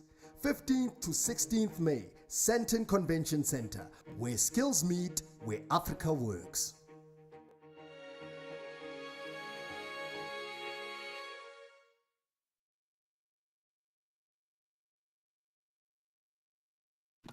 Let's talk skill. Let's talk survival. Let's talk future. Career Talk brings Africa's changemakers to one table, where hiring meets hope. It's insight that moves you forward. It's leadership with purpose. Real talk, real growth. Career Talk, because the future of work starts with you.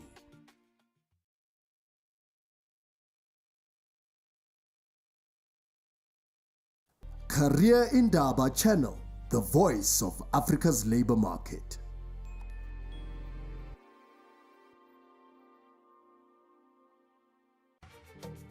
Hello Africa! Want to stay plugged into the world of work? Follow us at Career Indaba on LinkedIn, Instagram and X, and dive deeper at careerindaba.org.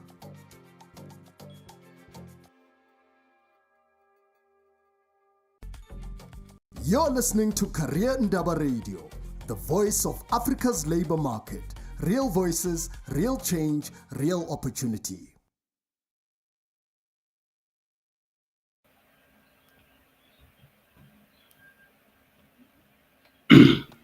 Let's talk skill. Let's talk survival. Let's talk future. Career Talk brings Africa's changemakers to one table, where hiring meets hope. It's insight that moves you forward. It's leadership with purpose. Real talk, real growth. Career Talk, because the future of work starts with you.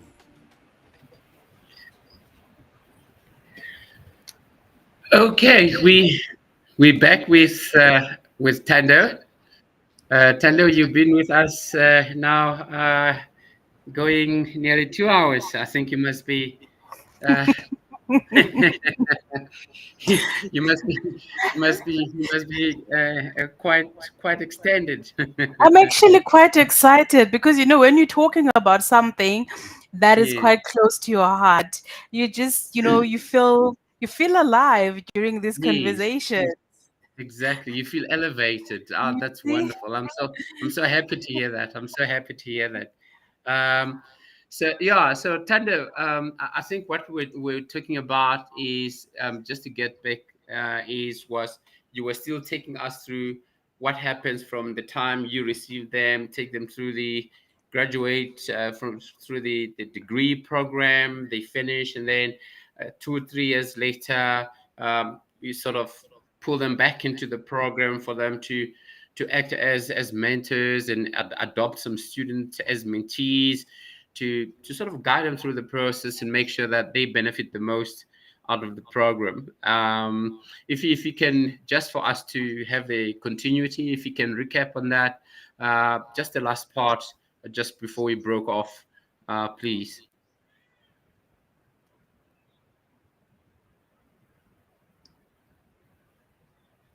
You are with me, Tando?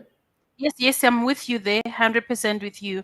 Okay. Just to emphasize this, it's really important to keep the connection still close. And this is going a long way for our graduates because if they see their alums still participating and engaging the university, that's when they also believe in the system. What I forgot to mention is that we also even have career services ambassadors. We actually want a person to say, I'll be your ambassadors in ever spaces where I'm at, and they're discussing opportunities for young people, be a bursary, be a job opportunity, be any kind of networking event, be a conference, a summit, wherever they can be exposed to. I'll mention your name because the Mm, impact you make to change one student will actually replicate to another student. So that's why each and every student that we engage and every graduate we engage, we make sure that the service and the experience that they have will make them to think of giving back and actually helping the next person. So that's why in our talks, in our events, we always have an alarm that comes back to give them the talk or share their stories and share their insights. And if you look into our social media pages, you will see a lot of those success stories that we like to mention because that's quite important. We use the same strategy around employers actually. When we get the positive feedback, when we ask them, how you finding UP graduates, and they tell us, we say, okay, great. Once that employer shares, the next one sees, and they kind of like also want to be involved. So that's how we actually make sure that everybody stays engaged. And I think getting feedback from everyone is also quite important in managing the connections to stay alive. okay, wonderful. And then the last part, just before we broke off, obviously was um, Entrepreneurship. uh, yeah, was to the entrepreneurship that we were just about talking about too, um, in terms of the I don't want to get a job, I want to find work, something that I say, okay, I can do this and get money for it and get paid for it. One of the most fascinating things that we've learned of late on the continent is the growth of the Nigerian economy and how informally or unofficially the Nigerian economy is actually bigger than the South African economy, and largely due to its informal sector, which they haven't gotten to grips with measuring it. But it's quite believed that the Nigerian economy is bigger than the South African economy, and it's driven by that element that you're talking to, the informal sector.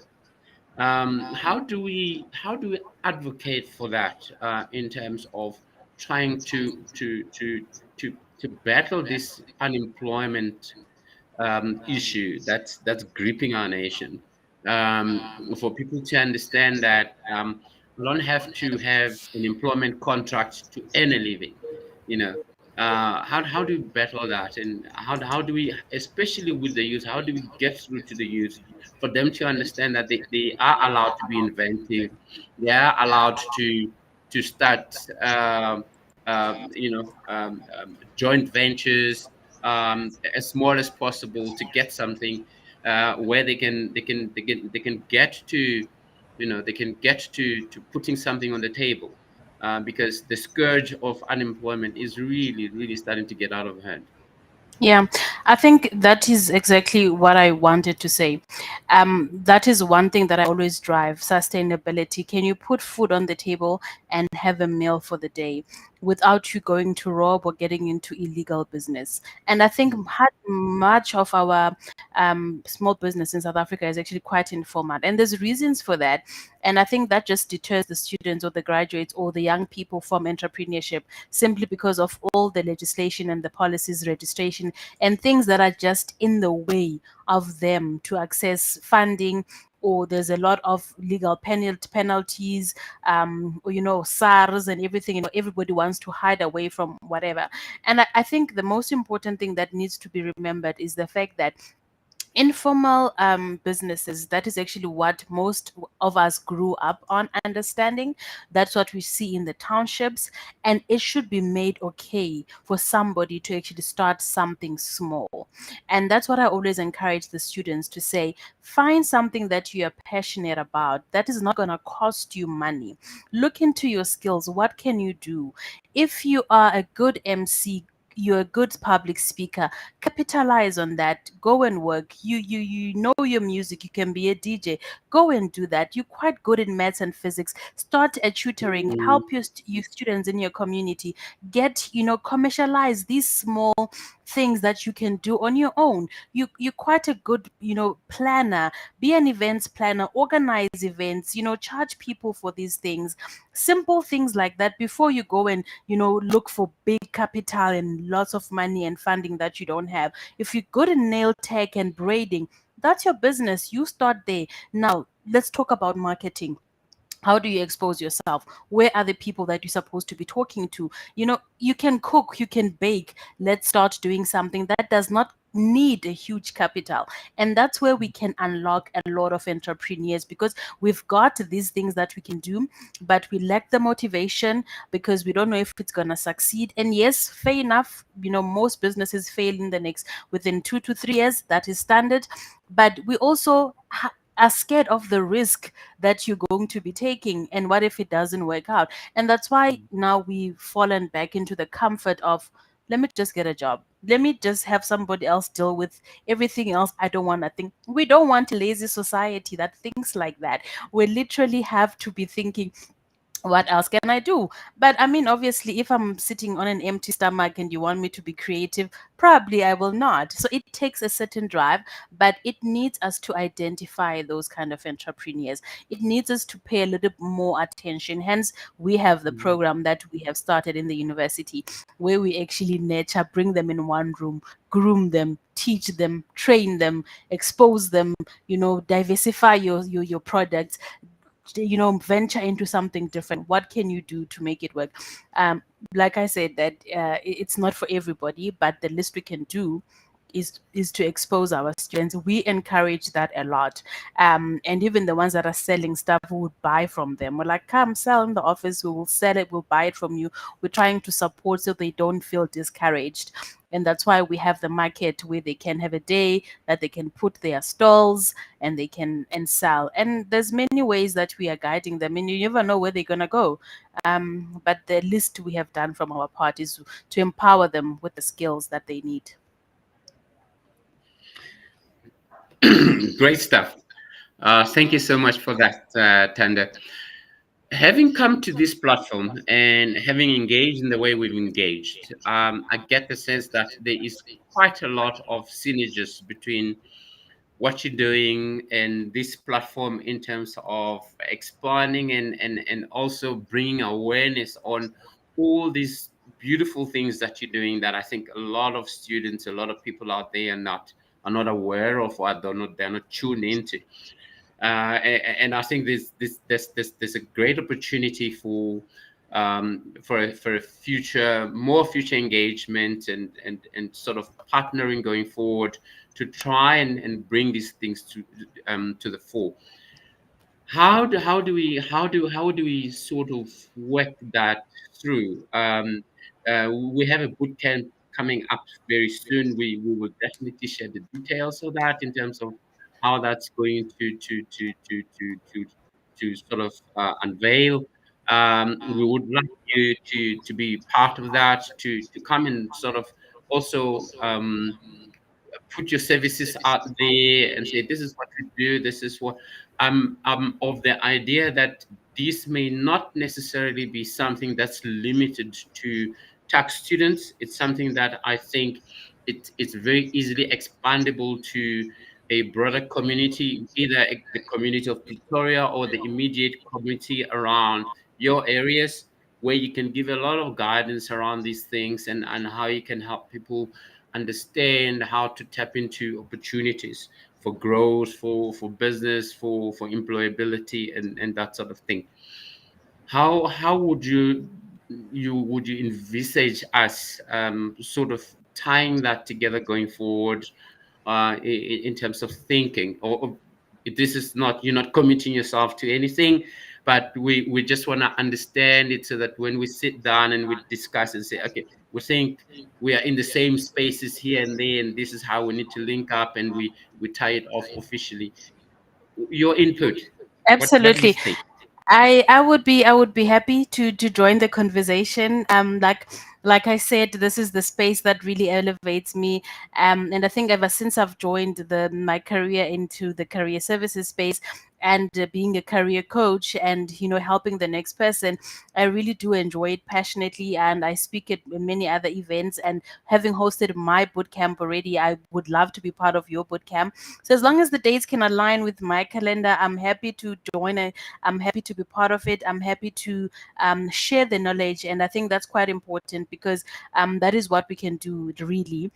We might not have financial resources, we might not have a lot to give, but the time and the insights that we have and the experiences that we've gone through that has shaped our lives where we are can actually give someone else a light, a hope, and inspire them to be something greater. So I'm happy to have that conversation. And I mean, I speak a lot on a lot of other stuff, employability, and other skills that are quite relevant for young people in the country. So definitely, if it's something that is aligned to what I do and what I've got expertise in, I would really definitely want to be part of it. So we can discuss and see what is needed, what is the dates, and I will let you know if I'm good to go. But please do include me. And then we can see how we can, shape the future and try and, limit the unemployment rate in our graduates and hopefully inspire them to start something if we can't give them a job, but at least guide them into something that they can start on the side. Certainly, and one of the things you mentioned is knowledge sharing, and with that, to mind also comes the issue of resources sharing. Sort of optimization of the resources that are available for certain activities that are aligned or aligning to make the most of those resources. One of the things that we're looking to do on this platform is obviously having partners that when you do your boot camp or you do exposure or you go on radio or on campus and you're doing something on campus, we become part of it for the students to be aware that they can come to this platform, listen to the radio, go to our magazine, get more information around what else is out there, what other help they can actually top up on what you're doing to support what you're doing already within your spaces and expand on their tapping into the opportunities that are out there. Something that we feel will also benefit your students going forward. Yeah. Any comment on that? Yeah, absolutely agree with you. Absolutely agree. And I think we've got so many opportunities that are hidden. We've got a lot of even job opportunities that are in the hidden spaces. So how to navigate all of that and how to find it. And I think it's quite important that we can share the resources and we can point people in the relevant departments and direction. And that's why wherever we are, if you are somebody who's connected to your purpose of helping the next person, when you're listening to opportunities, you're already thinking about who can I share this with, who can benefit from this. And that's the power of networking. And so in those spaces, we can definitely share the resources as well and see how we can help the next person. Yeah. Okay, wonderful. Great stuff. Tando, it's been a pleasure having you on studio. What a fascinating topic, and what a lovely personality to be sitting here sharing a whole 2 hours going through all the matters that we've gone through. I wish you all the best. I know you're doing a great job, and I have no doubt you'll keep doing a really great job. And best of luck to your department. I hope to engage you more on these topics, and I hope to get an invite from you for our team, for our operational team, to come and join you guys in whatever you're doing, whatever excursions you're having, for them to come cover it, to broadcast it on our channels, on our radio, on our magazine, and so on, so that a lot more Great. people can tap into it and benefit from it. Thank you so much. Your time is so much appreciated. Absolutely. Thank you so much for having me. Definitely will take you up on that offer. I will definitely connect with you after this. And then we'll share with you the initiatives and plans that I have for next year, and then all the great, initiatives I'm trying to put together and events, so you can stay in the loop of what's happening and we can see how we can collaborate. Definitely collaboration is the key to go, and we can't do this alone. So we have to come together. And so, yes, thank you so much for having me, and all the best for the rest of the week. I see you've got quite a nice program planned. I've seen the speakers and the topics quite relevant. Hopefully, I'll just keep streaming as well, just to watch and see what is happening. It's quite informative, and we need to have more of these conversations so that we can actually change our circumstances, communities, environments, influence what we can, change what we can. So, thank you so much as well for having me. Thank you so much. All the best. Thanks, Hello, And bye. with Africa. that, Want to stay plugged into the world of news. work? Follow us at Career Indaba on LinkedIn, Instagram, and X, and dive deeper at careerindaba.org.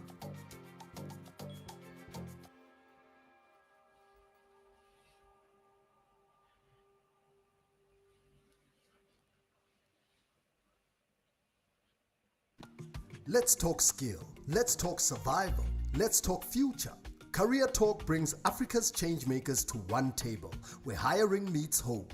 It's insight that moves you forward. It's leadership with purpose. Real talk, real growth. Career Talk, because the future of work starts with you.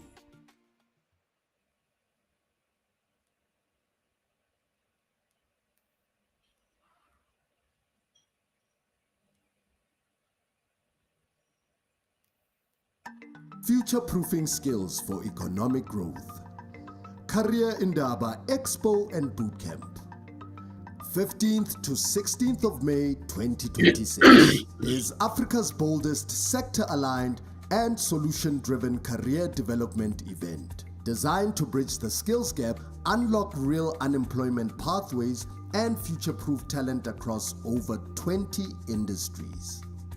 From the boardrooms of Sandton to the villages of rural South Africa, we are pulling the entire country into one decisive moment to tackle unemployment, close the skills gap, and future-proof our workforce.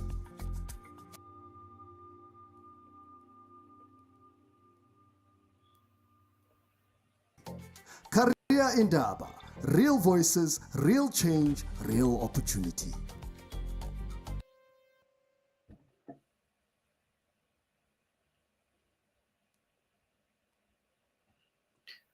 Hi, back again.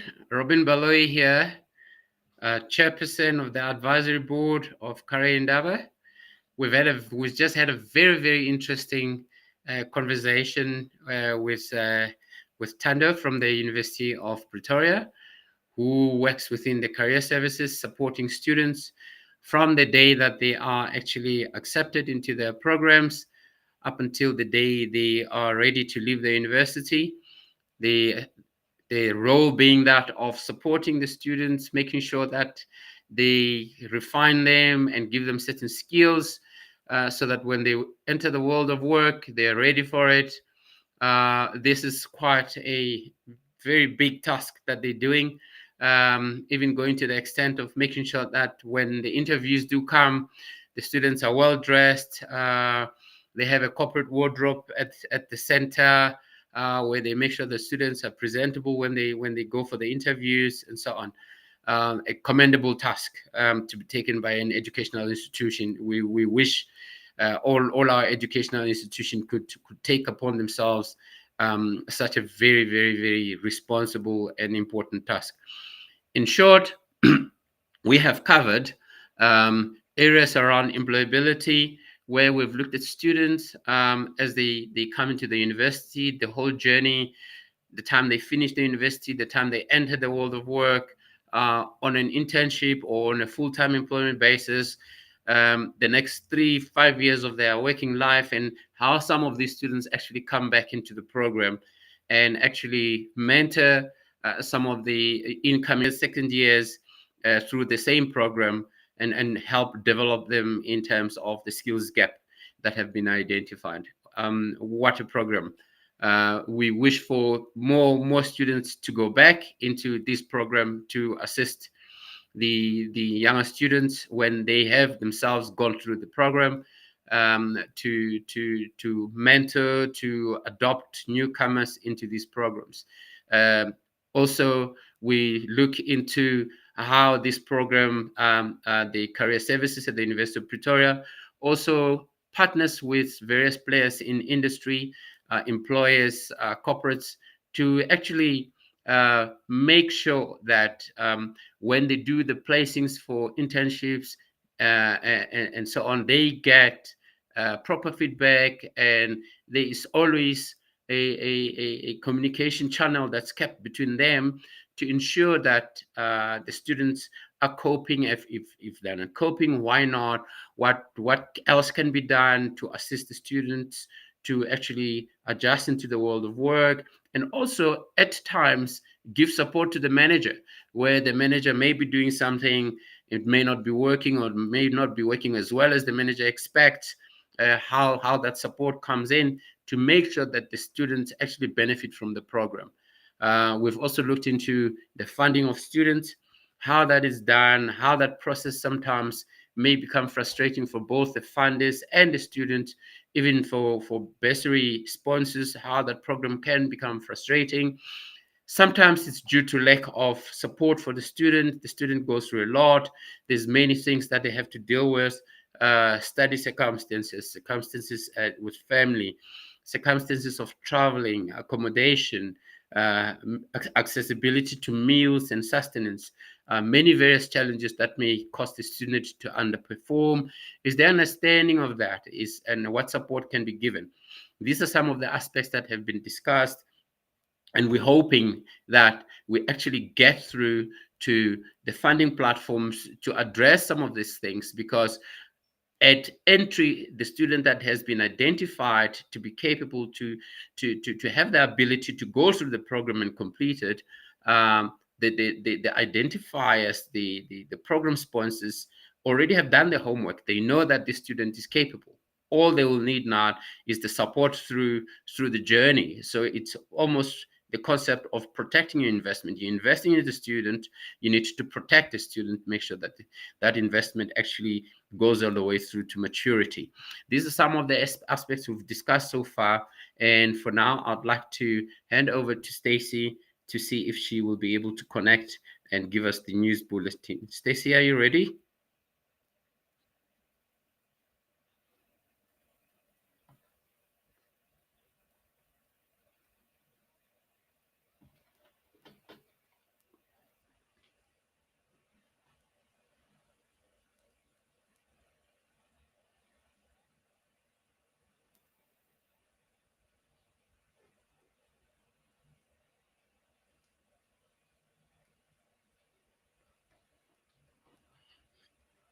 Hello,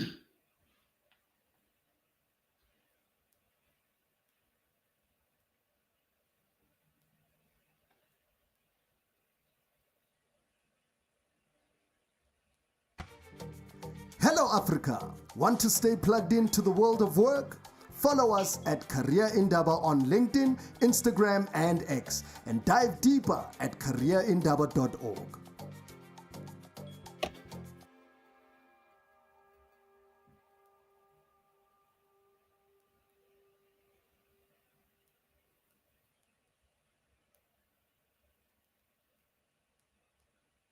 It's more than just an expo, it's a blueprint for Africa's future. The Career Indaba Expo and Bootcamp 2026, 15th to 16th May, Sandton Convention Center, 5,000 delegates, 100 exhibitors, 20 bootcamps. Career Indaba, where skills meet opportunities. If unemployment is a crisis, now what? We are moving from talk to action. Career Indaba Impact Week, the Boardroom Takeover, a 5-day live broadcast activation from 27 to 31 October 2025, 6 a.m. to 8 p.m. daily. Hosted by Career Indaba board members leading Africa's biggest conversations on employment, skills, youth empowerment, and inclusive growth. Bring a pledge, a placement, or a partnership. Catch us live on careerindaba.org and all our social media platforms. Career Indaba, the voice of Africa's labor market.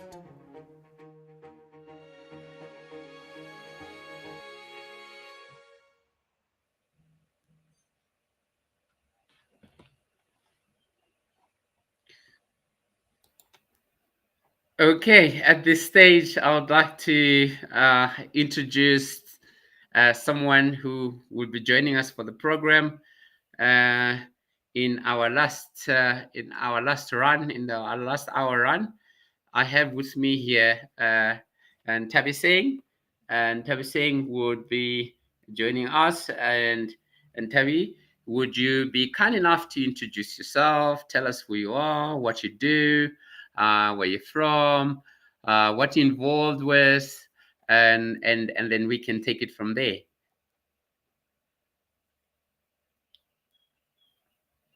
Okay, we're not having sound from Tabi Singh.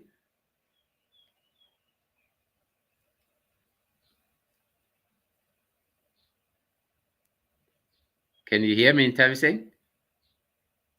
I cannot. Oh, there you go. Yeah, Can you there hear we me go. now? Yes, All right. now we How are can hear you? you. Yes, good. Now you I'm can well. hear How are me. you? Yes. I'm so scared. I've got like butterflies in my stomach. It's the first time I'm doing this, and like wow. But anyway, I'll do my best. Okay, my name is Intabiseng Mochesane. I'm from Guatemala. I'm recently a philanthropist and a community leader. And I also I'm a leader of a book club in our local library.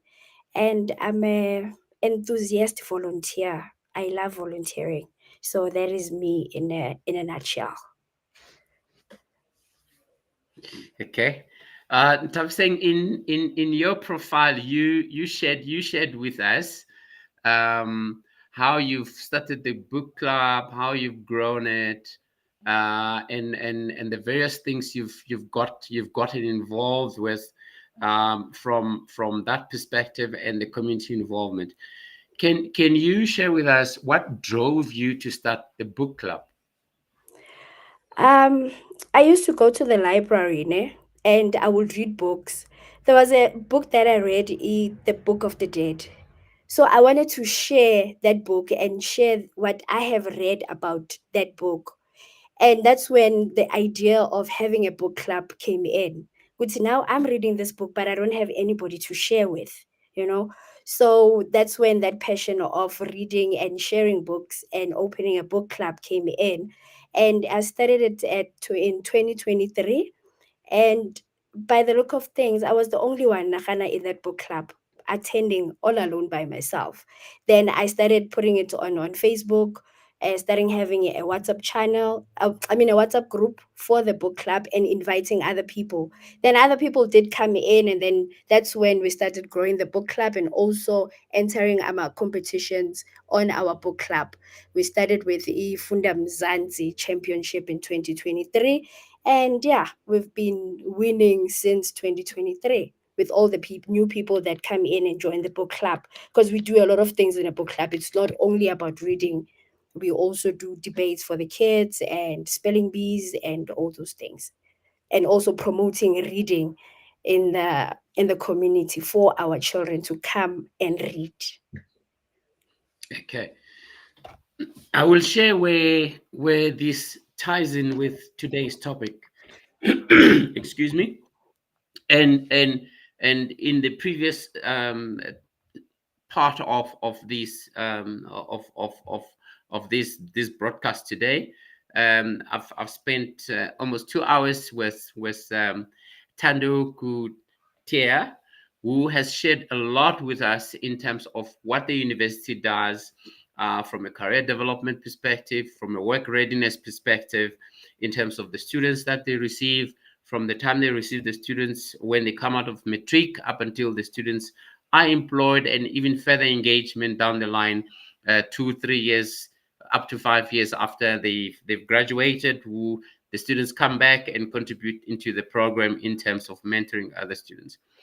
One of the biggest areas that we've had problem with in our country has been the area of reading skills.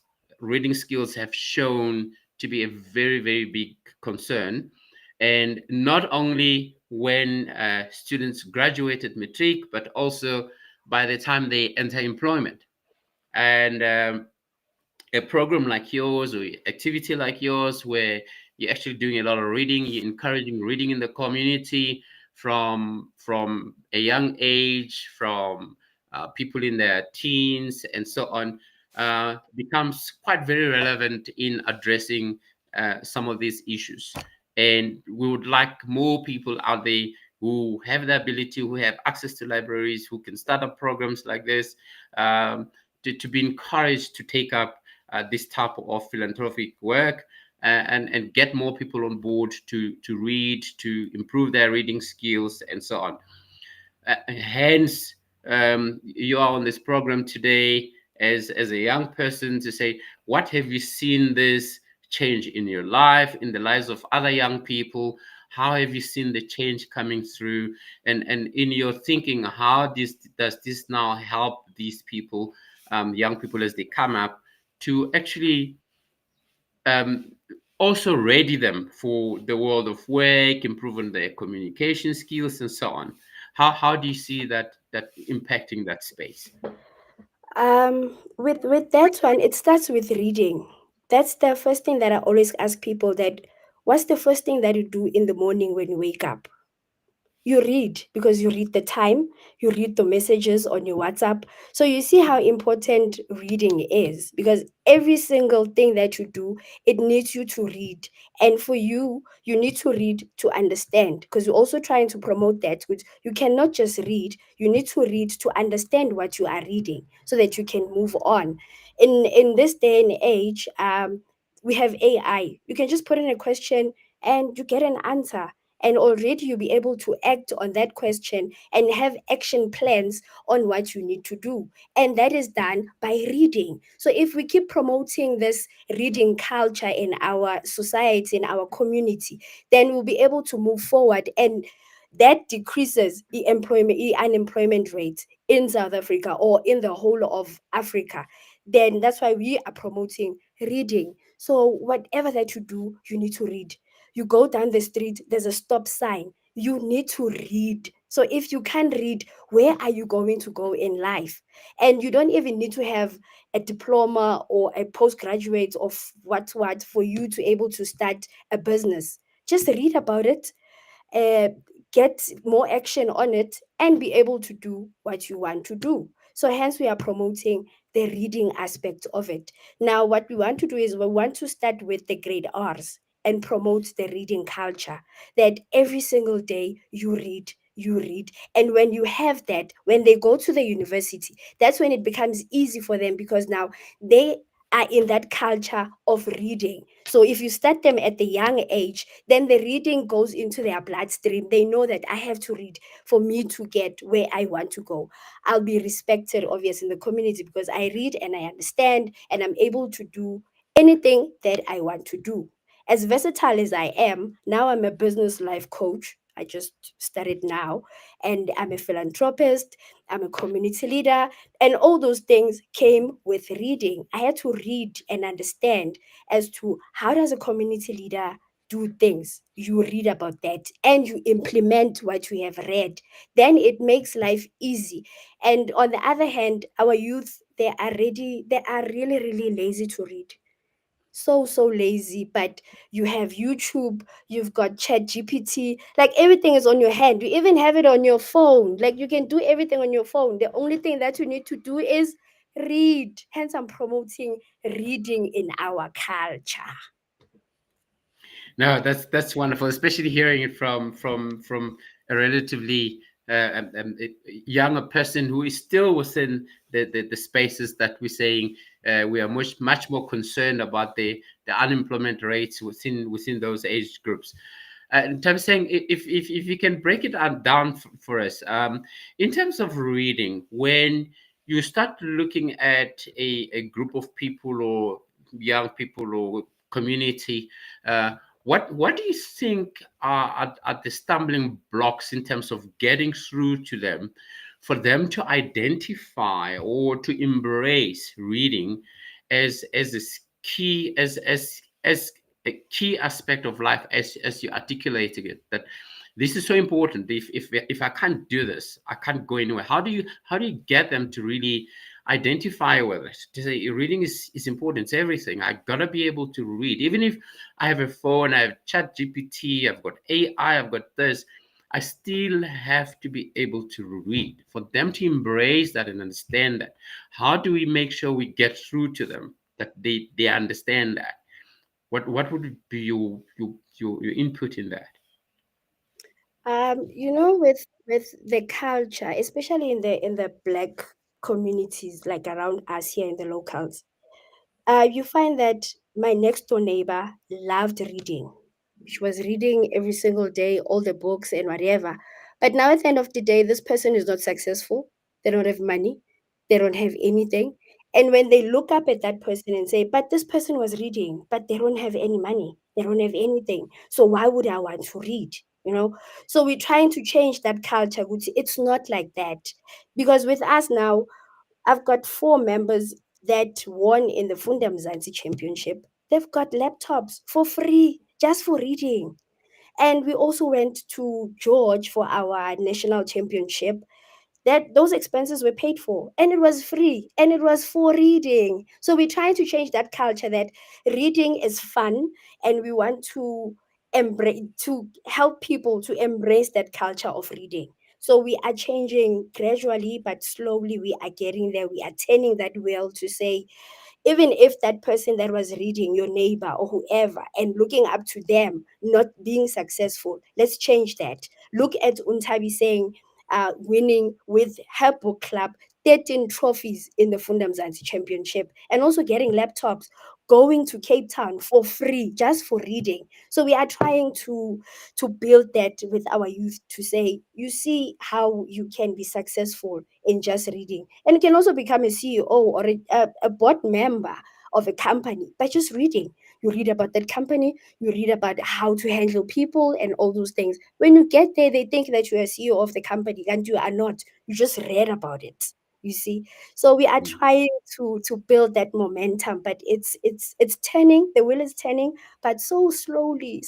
But we are going to get there. I guess what you're alluding to here is obviously the mindset. So the mindset is that if it doesn't make you rich, why do it? Meanwhile, the journey is the other way around. Is if you do it Yes. one day, it can actually make you rich, because it's such an important skill. But thank you for that. So, Tabi saying, where to from here? I mean, you are driving this reading thing.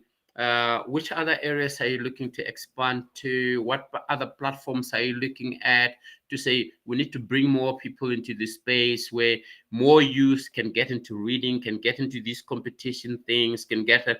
And this is obviously a very good skill to have, which can also assist with you being have the required level of work readiness, the right communication skills, being able to acquire knowledge, being able to deal with knowledge that comes in. For example, AI, you can type in a question, AI gives you an answer, you can't read, you can't understand, then you can't use AI.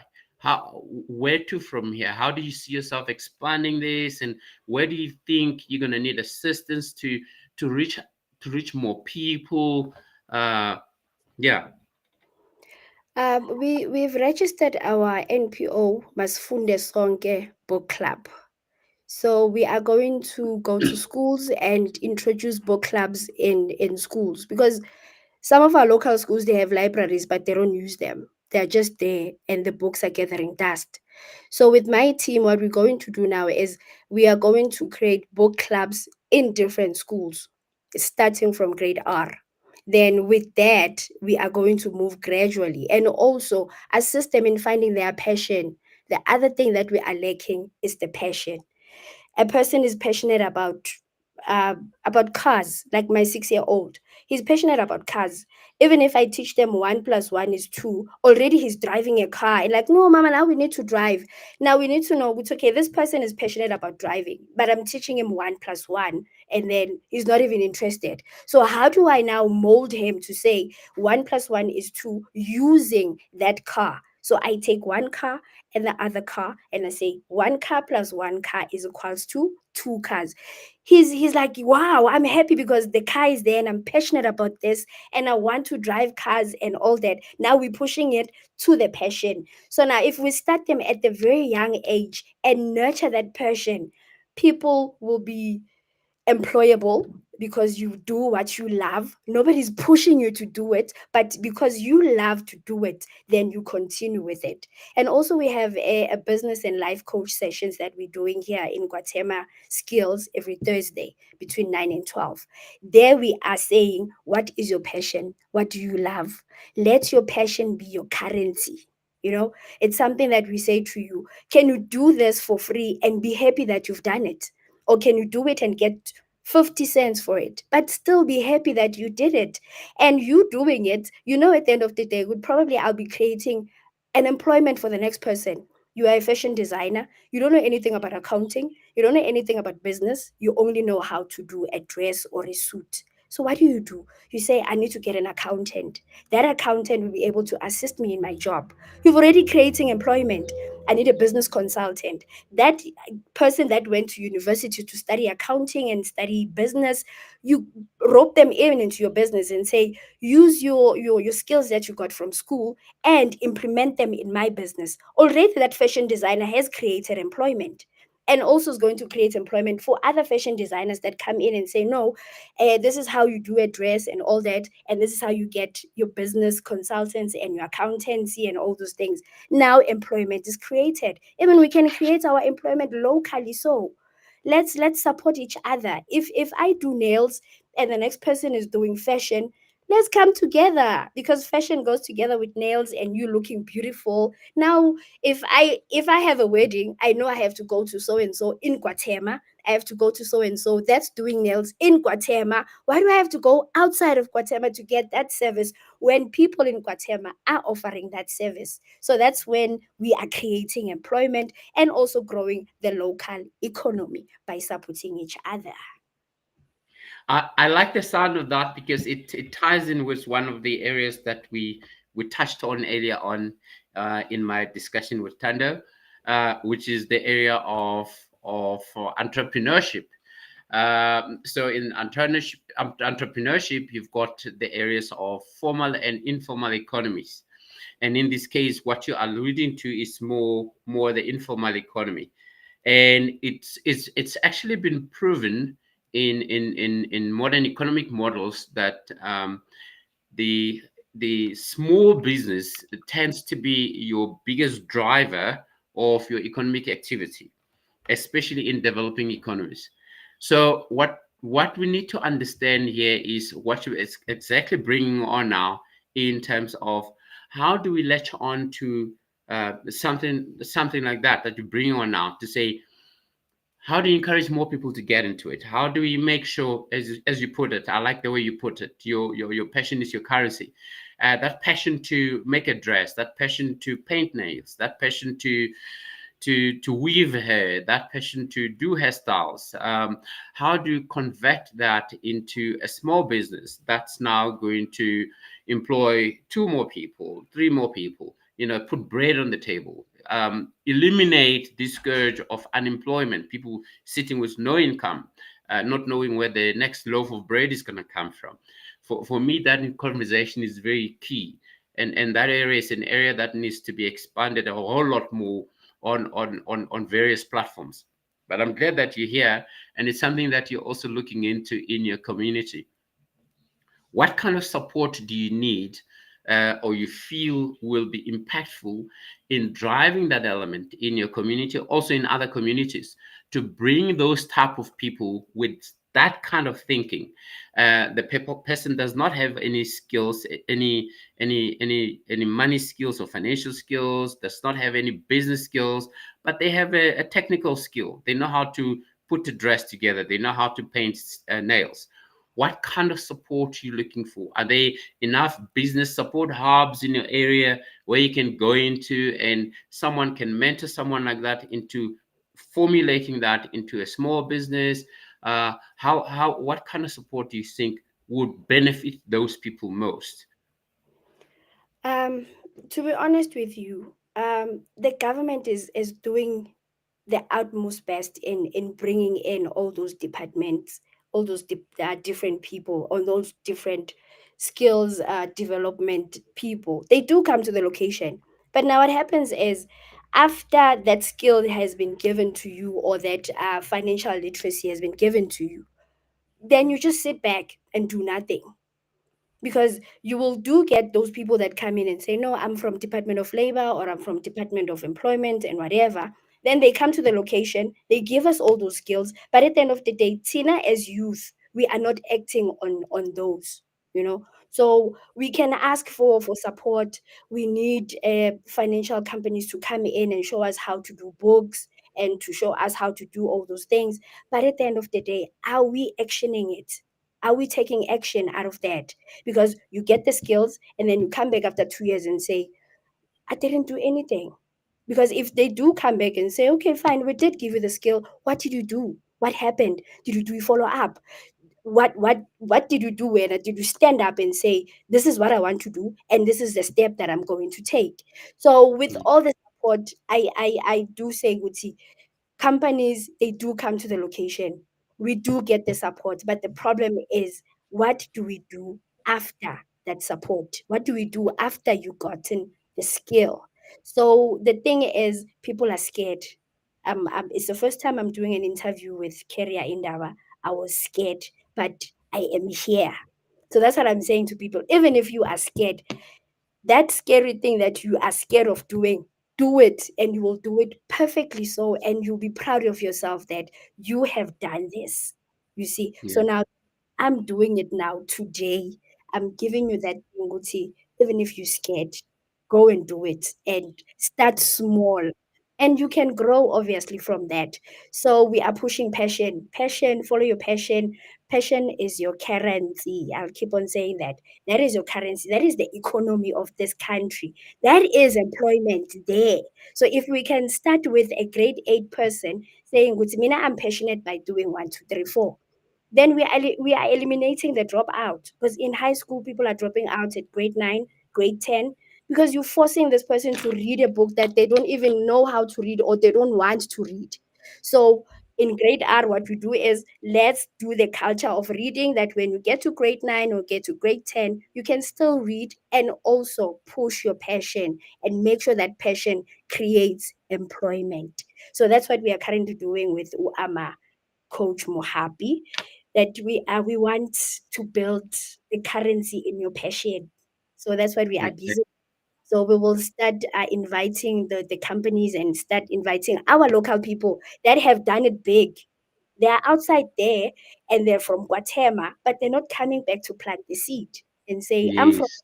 Guatemala and this is what I did. So come Yes. back and plant that seed, because that young person will say, you know what, I'm looking up to this person. I want Mhm. myself there. Now I want to Mhm. do what this person has done. And also as cleaning our local, our location. Let it be clean, take care of it, and push our businesses from it. Because what now we wanted to do is to create a database where all businesses of Guatemala are there. So whatever that you need, you will get it on Guatemala's website. I need a fashion designer. It's on the Guatemala website in Pumulo. How many fashion designers are there in Guatemala? You're like, okay, I can click here. I need this one. You speak to that person, you make a contact, you've already created employment there. You've already given this person money and so supported the business that is there. So we are pushing the passion. The passion is the one that we are pushing right now. So let's start them from as early as 6 years old and nurture that passion so that that passion becomes your currency. Wow, wow, very inspiring indeed. Coming from Tavi saying there, in terms of saying one of the things you alluded to is obviously uh, sort of the lack of I would say the lack of drive sometimes when the people acquire the skills, the financial literacy, and so on from the different agencies in terms of the business, how to drive the business, and they get the skills, and there's this lack of this drive to push through and do something with it. And then you mentioned people that come from the area that have done it, that don't come back to the communities. Do you think perhaps that lack of drive is the disconnect because there is lack of people to look up to who have done it, the inspiration, the mentors that come back into the community and say, here we are, we've done it, and this is how we've done it, and inspire the people to stay on the path and say, I've acquired this financial literacy, I've acquired this, now I know I can do this with it, I can do it, and stay inspired and stay on the path. Do you think maybe that's what causes the fallout? Why the young people then fall back as well? Or is there any other dynamic that you find is causing that? It can also, yes, that can also be that good people now, you've succeeded, you're not coming back. Because you coming back and opening that business or that company in your location. Now, these Hmm. children are looking at you and say, Nami, I want to look like so and so. And yes, they do watch your TikTok, they do watch your Facebook and all those things. They see all those millionaires and they have cars and all that. And they say, no, Nama also want to look like him. Nama also want to look like so and so. But now, how did that person get there? How do you They know? can't relate. They can't relate. Yeah. Yes. So now, if Mm. you've got somebody that's from your location and has done it, that is proof enough. Guti, Nami, I can do it. If he's from Guatemala, I'm from Guatemala, then I can also do it. What's stopping me from doing what he did or what she did? And when they come back, they will come back with, no, I'm running a business of so and so. That person now starts employing the youth. The youth grows from there and they also learn from this person and grow there and also create employment. Then we keep on saying, yay, yay, yay, unemployment, youth unemployment. There's no youth unemployment. Youth, they are lazy, Shem. Bina, I know them. They are very lazy. You try to push them, you try to entice them with the reading and you winning for reading, but they still don't believe you. Would see, how can you go to Cape Town for free for just reading? And like it's possible, it happens. I'm here, I'm the proof. I've done it. If you check Fundam Zanti 2023 championship, I was there. I was reading English, I was reading Afrikaans. This year, I also read Afrikaans. I do a book review in Afrikaans, and I got my trophies for that. So you try, we try. We even try to make it fun. We're going to have a booknic, which is a picnic with books. How fun is that? And we also go for swimming, and you fun, and we read books while you are swimming. I get after you swimming, like, no, what book are you reading? I say, no, I'm reading this book. Like, okay, can we share? Yeah, you can take mine, you can take yours, and we are trying, but we're only reaching a minimum. We're only reaching a minimum. So we are trying to level up so that we can reach more people and reach more people to come in and read the reading culture. That's what we want. and also reading in your mother tongue. English doesn't make you clever. Read in your mother tongue. Kuluma isiZulu, kuluma isiSotho. Even if your interview comes in and say no, because the other thing is people get scared of this English thing. Kuluma isiZulu, even if you go for an interview, you are comfortable in your mother tongue. Do it. It's fine, and you will go somewhere and you go everywhere if you do it in your mother tongue. I also promote mother tongue.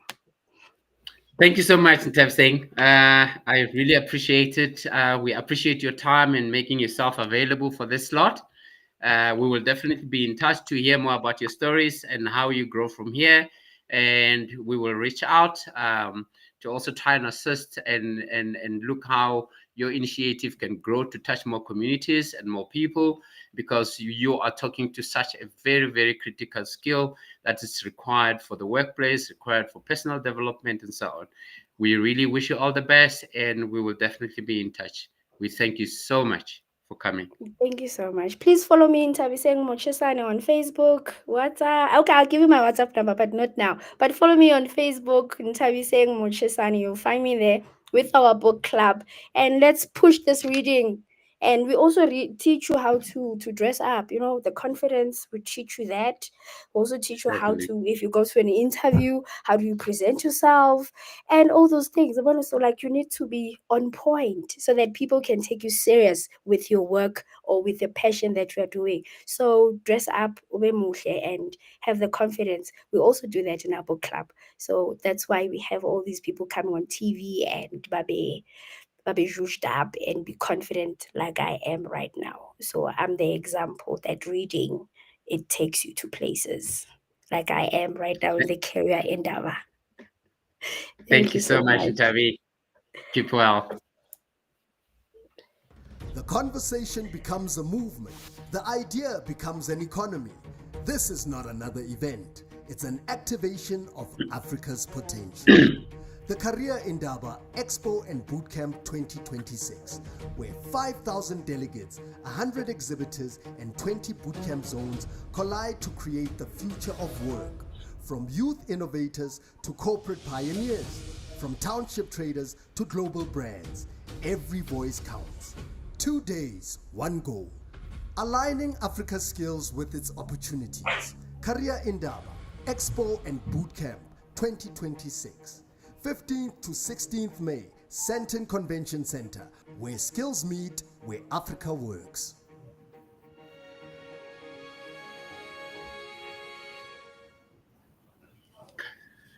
Thank you. Once again, Robin Baloyi here, continuing with our program today, our 9 to 12 slot, where I'm having my third guest at the studio, Mr. Basiami DCP, and we would like to welcome him onto the studio. And Mr. DCP, you can give us a brief introduction of yourself and tell us what you do, your name, your title, what you do, all the interesting things in a very short snap of what's happening at the moment.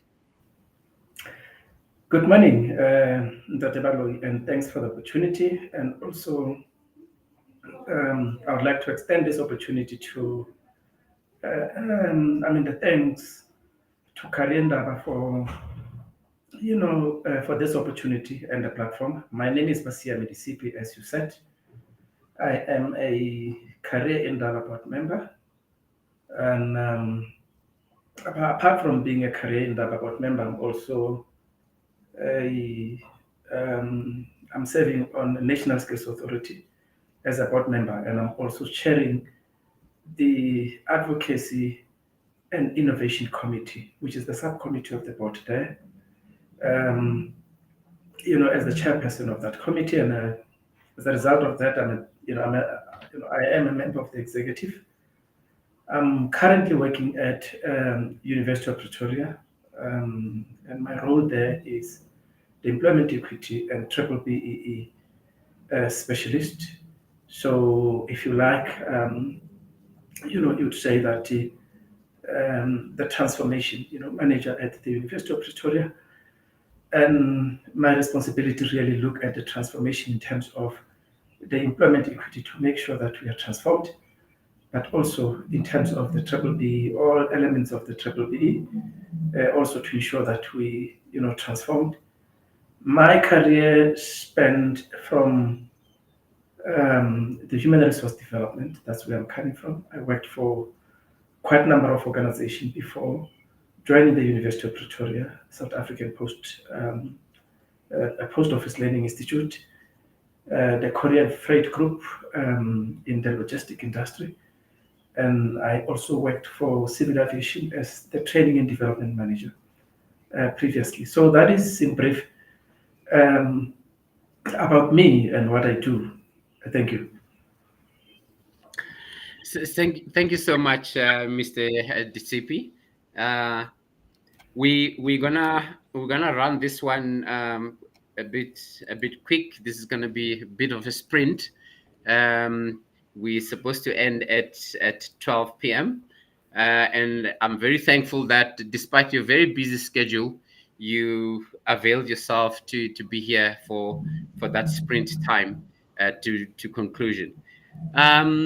We've had some very interesting discussions with another colleague of yours from the University of Pretoria, who detailed the development program for the students from the time they land in their first year throughout their academic career till they exit the program and they get ready for the workplace. One of the key issues that came up, we did discuss, but not in very great detail, was the issue of student funding. And I'd like to touch on that with you in terms of your experiences and what you've also come across in the various spaces that you have served while doing career development from a corporate perspective and also from an educational administrative perspective. Anything to share with us in that space? Sure, thanks. Quite a couple of few things that one can really share regarding the student funding, and thanks that you have had this opportunity to have discussion with one of my colleagues that is in the space of the career services, because I think, as she might have explained, their responsibility really is almost at the tail end, but even just before that, to make sure that the student, are exposed to a corporate skill. So, with regards to the student funding, there are a number of opportunities in South Africa. In fact, I would say that South Africa is the country with many opportunities. Unfortunately, most of our population and even the youth, sometimes they are not aware of these opportunities, and even some of the population in the country, they're not aware of this opportunity. So the first opportunity with regards to that, when you get to the university, it's much talked about. It's it's National Skills Fund. It's it's NS.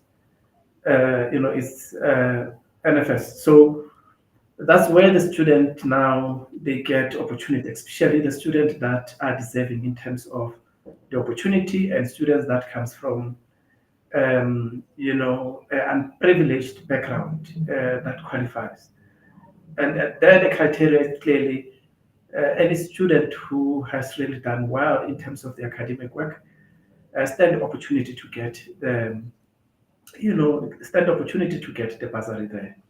Unlike before, and I'll say this to you, Rob, that that I think during our time and when we went to the universities, many opportunities were really not there, and most of the opportunities you'd only find them when you get to the university. But at this point in time, any student who is deserving and who has really proven themselves in terms of the academic performance, they stand opportunity to get the bursary. But that's not the only opportunity that they have. There is also a number of opportunities, and quite a lot of people are not aware of these opportunities. The triple BEE, broad-based Black economic empowerment, brings about a lot of opportunities to ensure that our country transform. And I'm going to focus on, the theft in some corporate settings and in some of our institutions, like the government-owned organizations, like like the universities and parastatals, where there is no ownership. There is an element that is called the skills development. And on skills development, the triple BEE compels employers to firstly the who are working for that particular organization, but secondly also the unemployed people that are not attached to that organization. And this could be the graduates that complete their grade 12 certificate, and then they are entering the higher education space, TVET college and the universities. And how it works is that organizations are required to spend the 6% of their salary bill, and that is called livable amount. And in a big organizations, like in our case, in the case of the university and other parastatals and other private organizations, you find that the organizations spend about hundreds of millions or billions on the salary bill. And out of that salary bill, the 6% of that, organizations are required to spend it on skills development. And this is where the opportunities emanate, because organizations, as part of all the elements that are there, they strive to make sure that they spend on skills development element so that they can score more points. And if they score more points, then they stand a very good opportunity to increase the recognition level. So in triple B, we have recognition level 1 up until recognition level 9, which is non-compliance.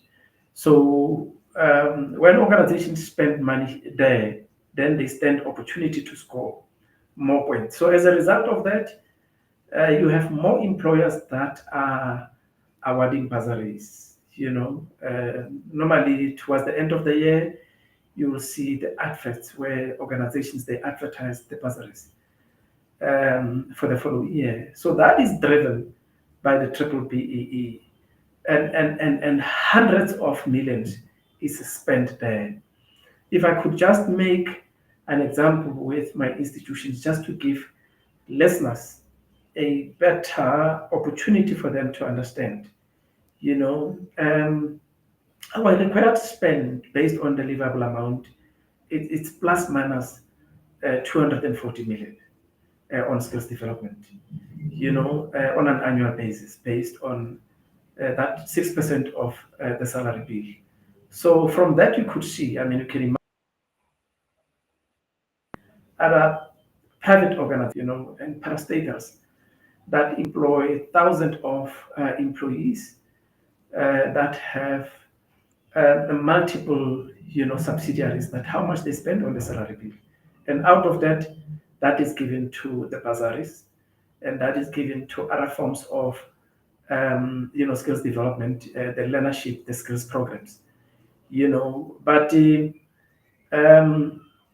employers would then be required to spend more on formalized programs, which then compels them to spend money on the university-based qualifications. So this is where the opportunities emanate, and this is where the opportunities exist. And most of our people, when the triple B is talked about, they don't understand some of this information that Dexter brings about the opportunities to the young people, in our country. You would that, and you know that as a South Africa, we are a developing state, and the country, it aspires to be a developed state at some point. A developed state, or developed economy like America, like the China. And for the country to get to that point, it needs to increase the level of people that have formal qualifications as part of the qualification. So we, as the South Africa, we still have a long way, but the Triple B provides that opportunity to many young people, and those that are also young, that are also working in the employ of the organizations. These opportunities exist precisely of that, and one which that the young people, they could know these things so that they could explore, because if you are armed with with the information, and where opportunities exist and how these opportunities where these opportunities emanate from, then you are able to follow through and ask right questions from those organizations so that you can stand the opportunity. So that is a part of the student funding. Apart from that I've spoken about, you also have other organizations that, out of goodwill, they make bursaries available to deserving people out there. You have individuals that work with the universities, and that will put the money, in the universities as part of the student funding, and they will put that money, and they will put that money as their bursary fund. And at times you find that these monies get invested by the universities, and the universities, they only use the dividends or the interest of those bursaries that are put by the individual families, or organizations. That goes to the development of young people. In some instances, you find that individual, the philanthropist, they will put their money there that get invested through the universities, and they will determine the criteria, and they will say that the proceed or the dividend, the interest of these funds, they should go to fund a specific need, whether that will be a professional area, that is struggling, or that they could identify anything that they have interest in, make sure that there is a development through the university and through their funds that goes to the development of these people. So these are the opportunities in brief that I can talk about, Rob. Thank you. Thank you for that, Basi. What I'd like to hear from you is currently there seems not to be enough awareness, as you pointed out, from the students, the learners, of the various opportunities they can tap into for funding. What can be done to expedite that process, that knowledge to come to them, so that if I know that I'm already in grade 11 and I'm planning not to go to university, but I'm planning to follow a certain career, and I'd like certain assistance with pursuing that career because there's courses or skills that I need to acquire. Where do they get on to find that information to say I can tap into these resources or those resources to be able to do that? Yes, that is a bit of a challenge, Rob. But I must really say that most of the organizations that fund the bursaries, normally they try on their part to communicate or to disseminate the information through advert and other means, but as we have said, some of this information is really not hitting, or is not going to the people that really need that information so that they can take advantage of those opportunities. So but I think we need platforms like the Career Indaba, that is focusing on the development of the youth that has picked the unemployment in the country as a serious challenge. And amongst others, Career Indaba, realized precisely what you're talking about, that there is a challenge, that some of the young people are not accessing these opportunities. And on its endeavor, it tried really to close that gap through this broadcast and other strategies that we know, you and I, that are still forthcoming. So we can say to the listeners that, encourage the young people there. All of us, we have children. We have children, from our families. We know somebody within the community and the society that may need this information. So let us start to also, amongst others, make aware people out there that there is Career Indaba, which has picked this up as a challenge, and it is going all out to look for where these opportunities exist, and broadcast or disseminate this information to the relevant people. So that is one option that is there, and a good move, an initiative by Career Indaba to close that gap. But that is not enough, because you cannot just have the Career Indaba. You need the multiplicity of the approach.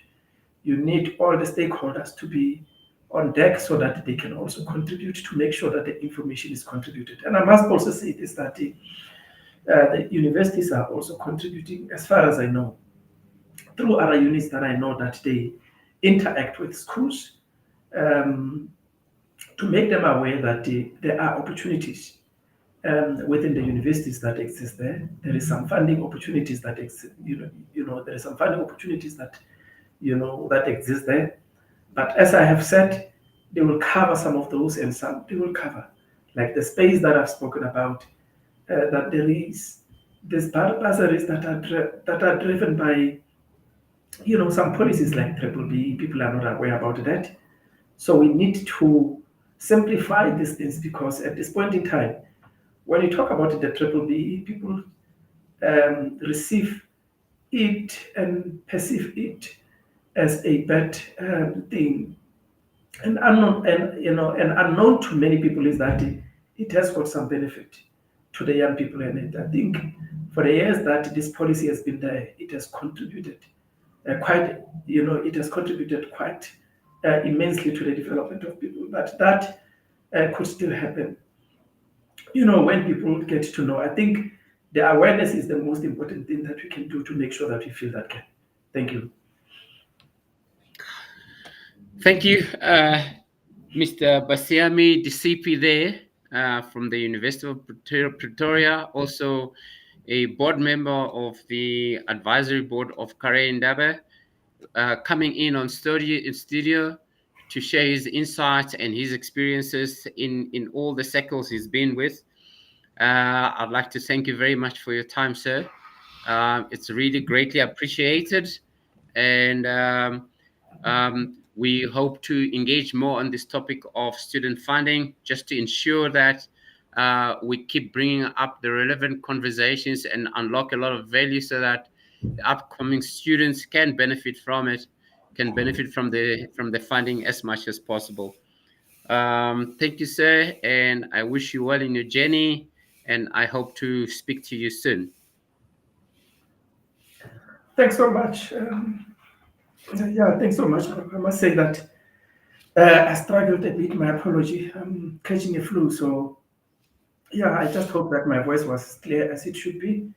But my apology if my voice was not as clear as it should be.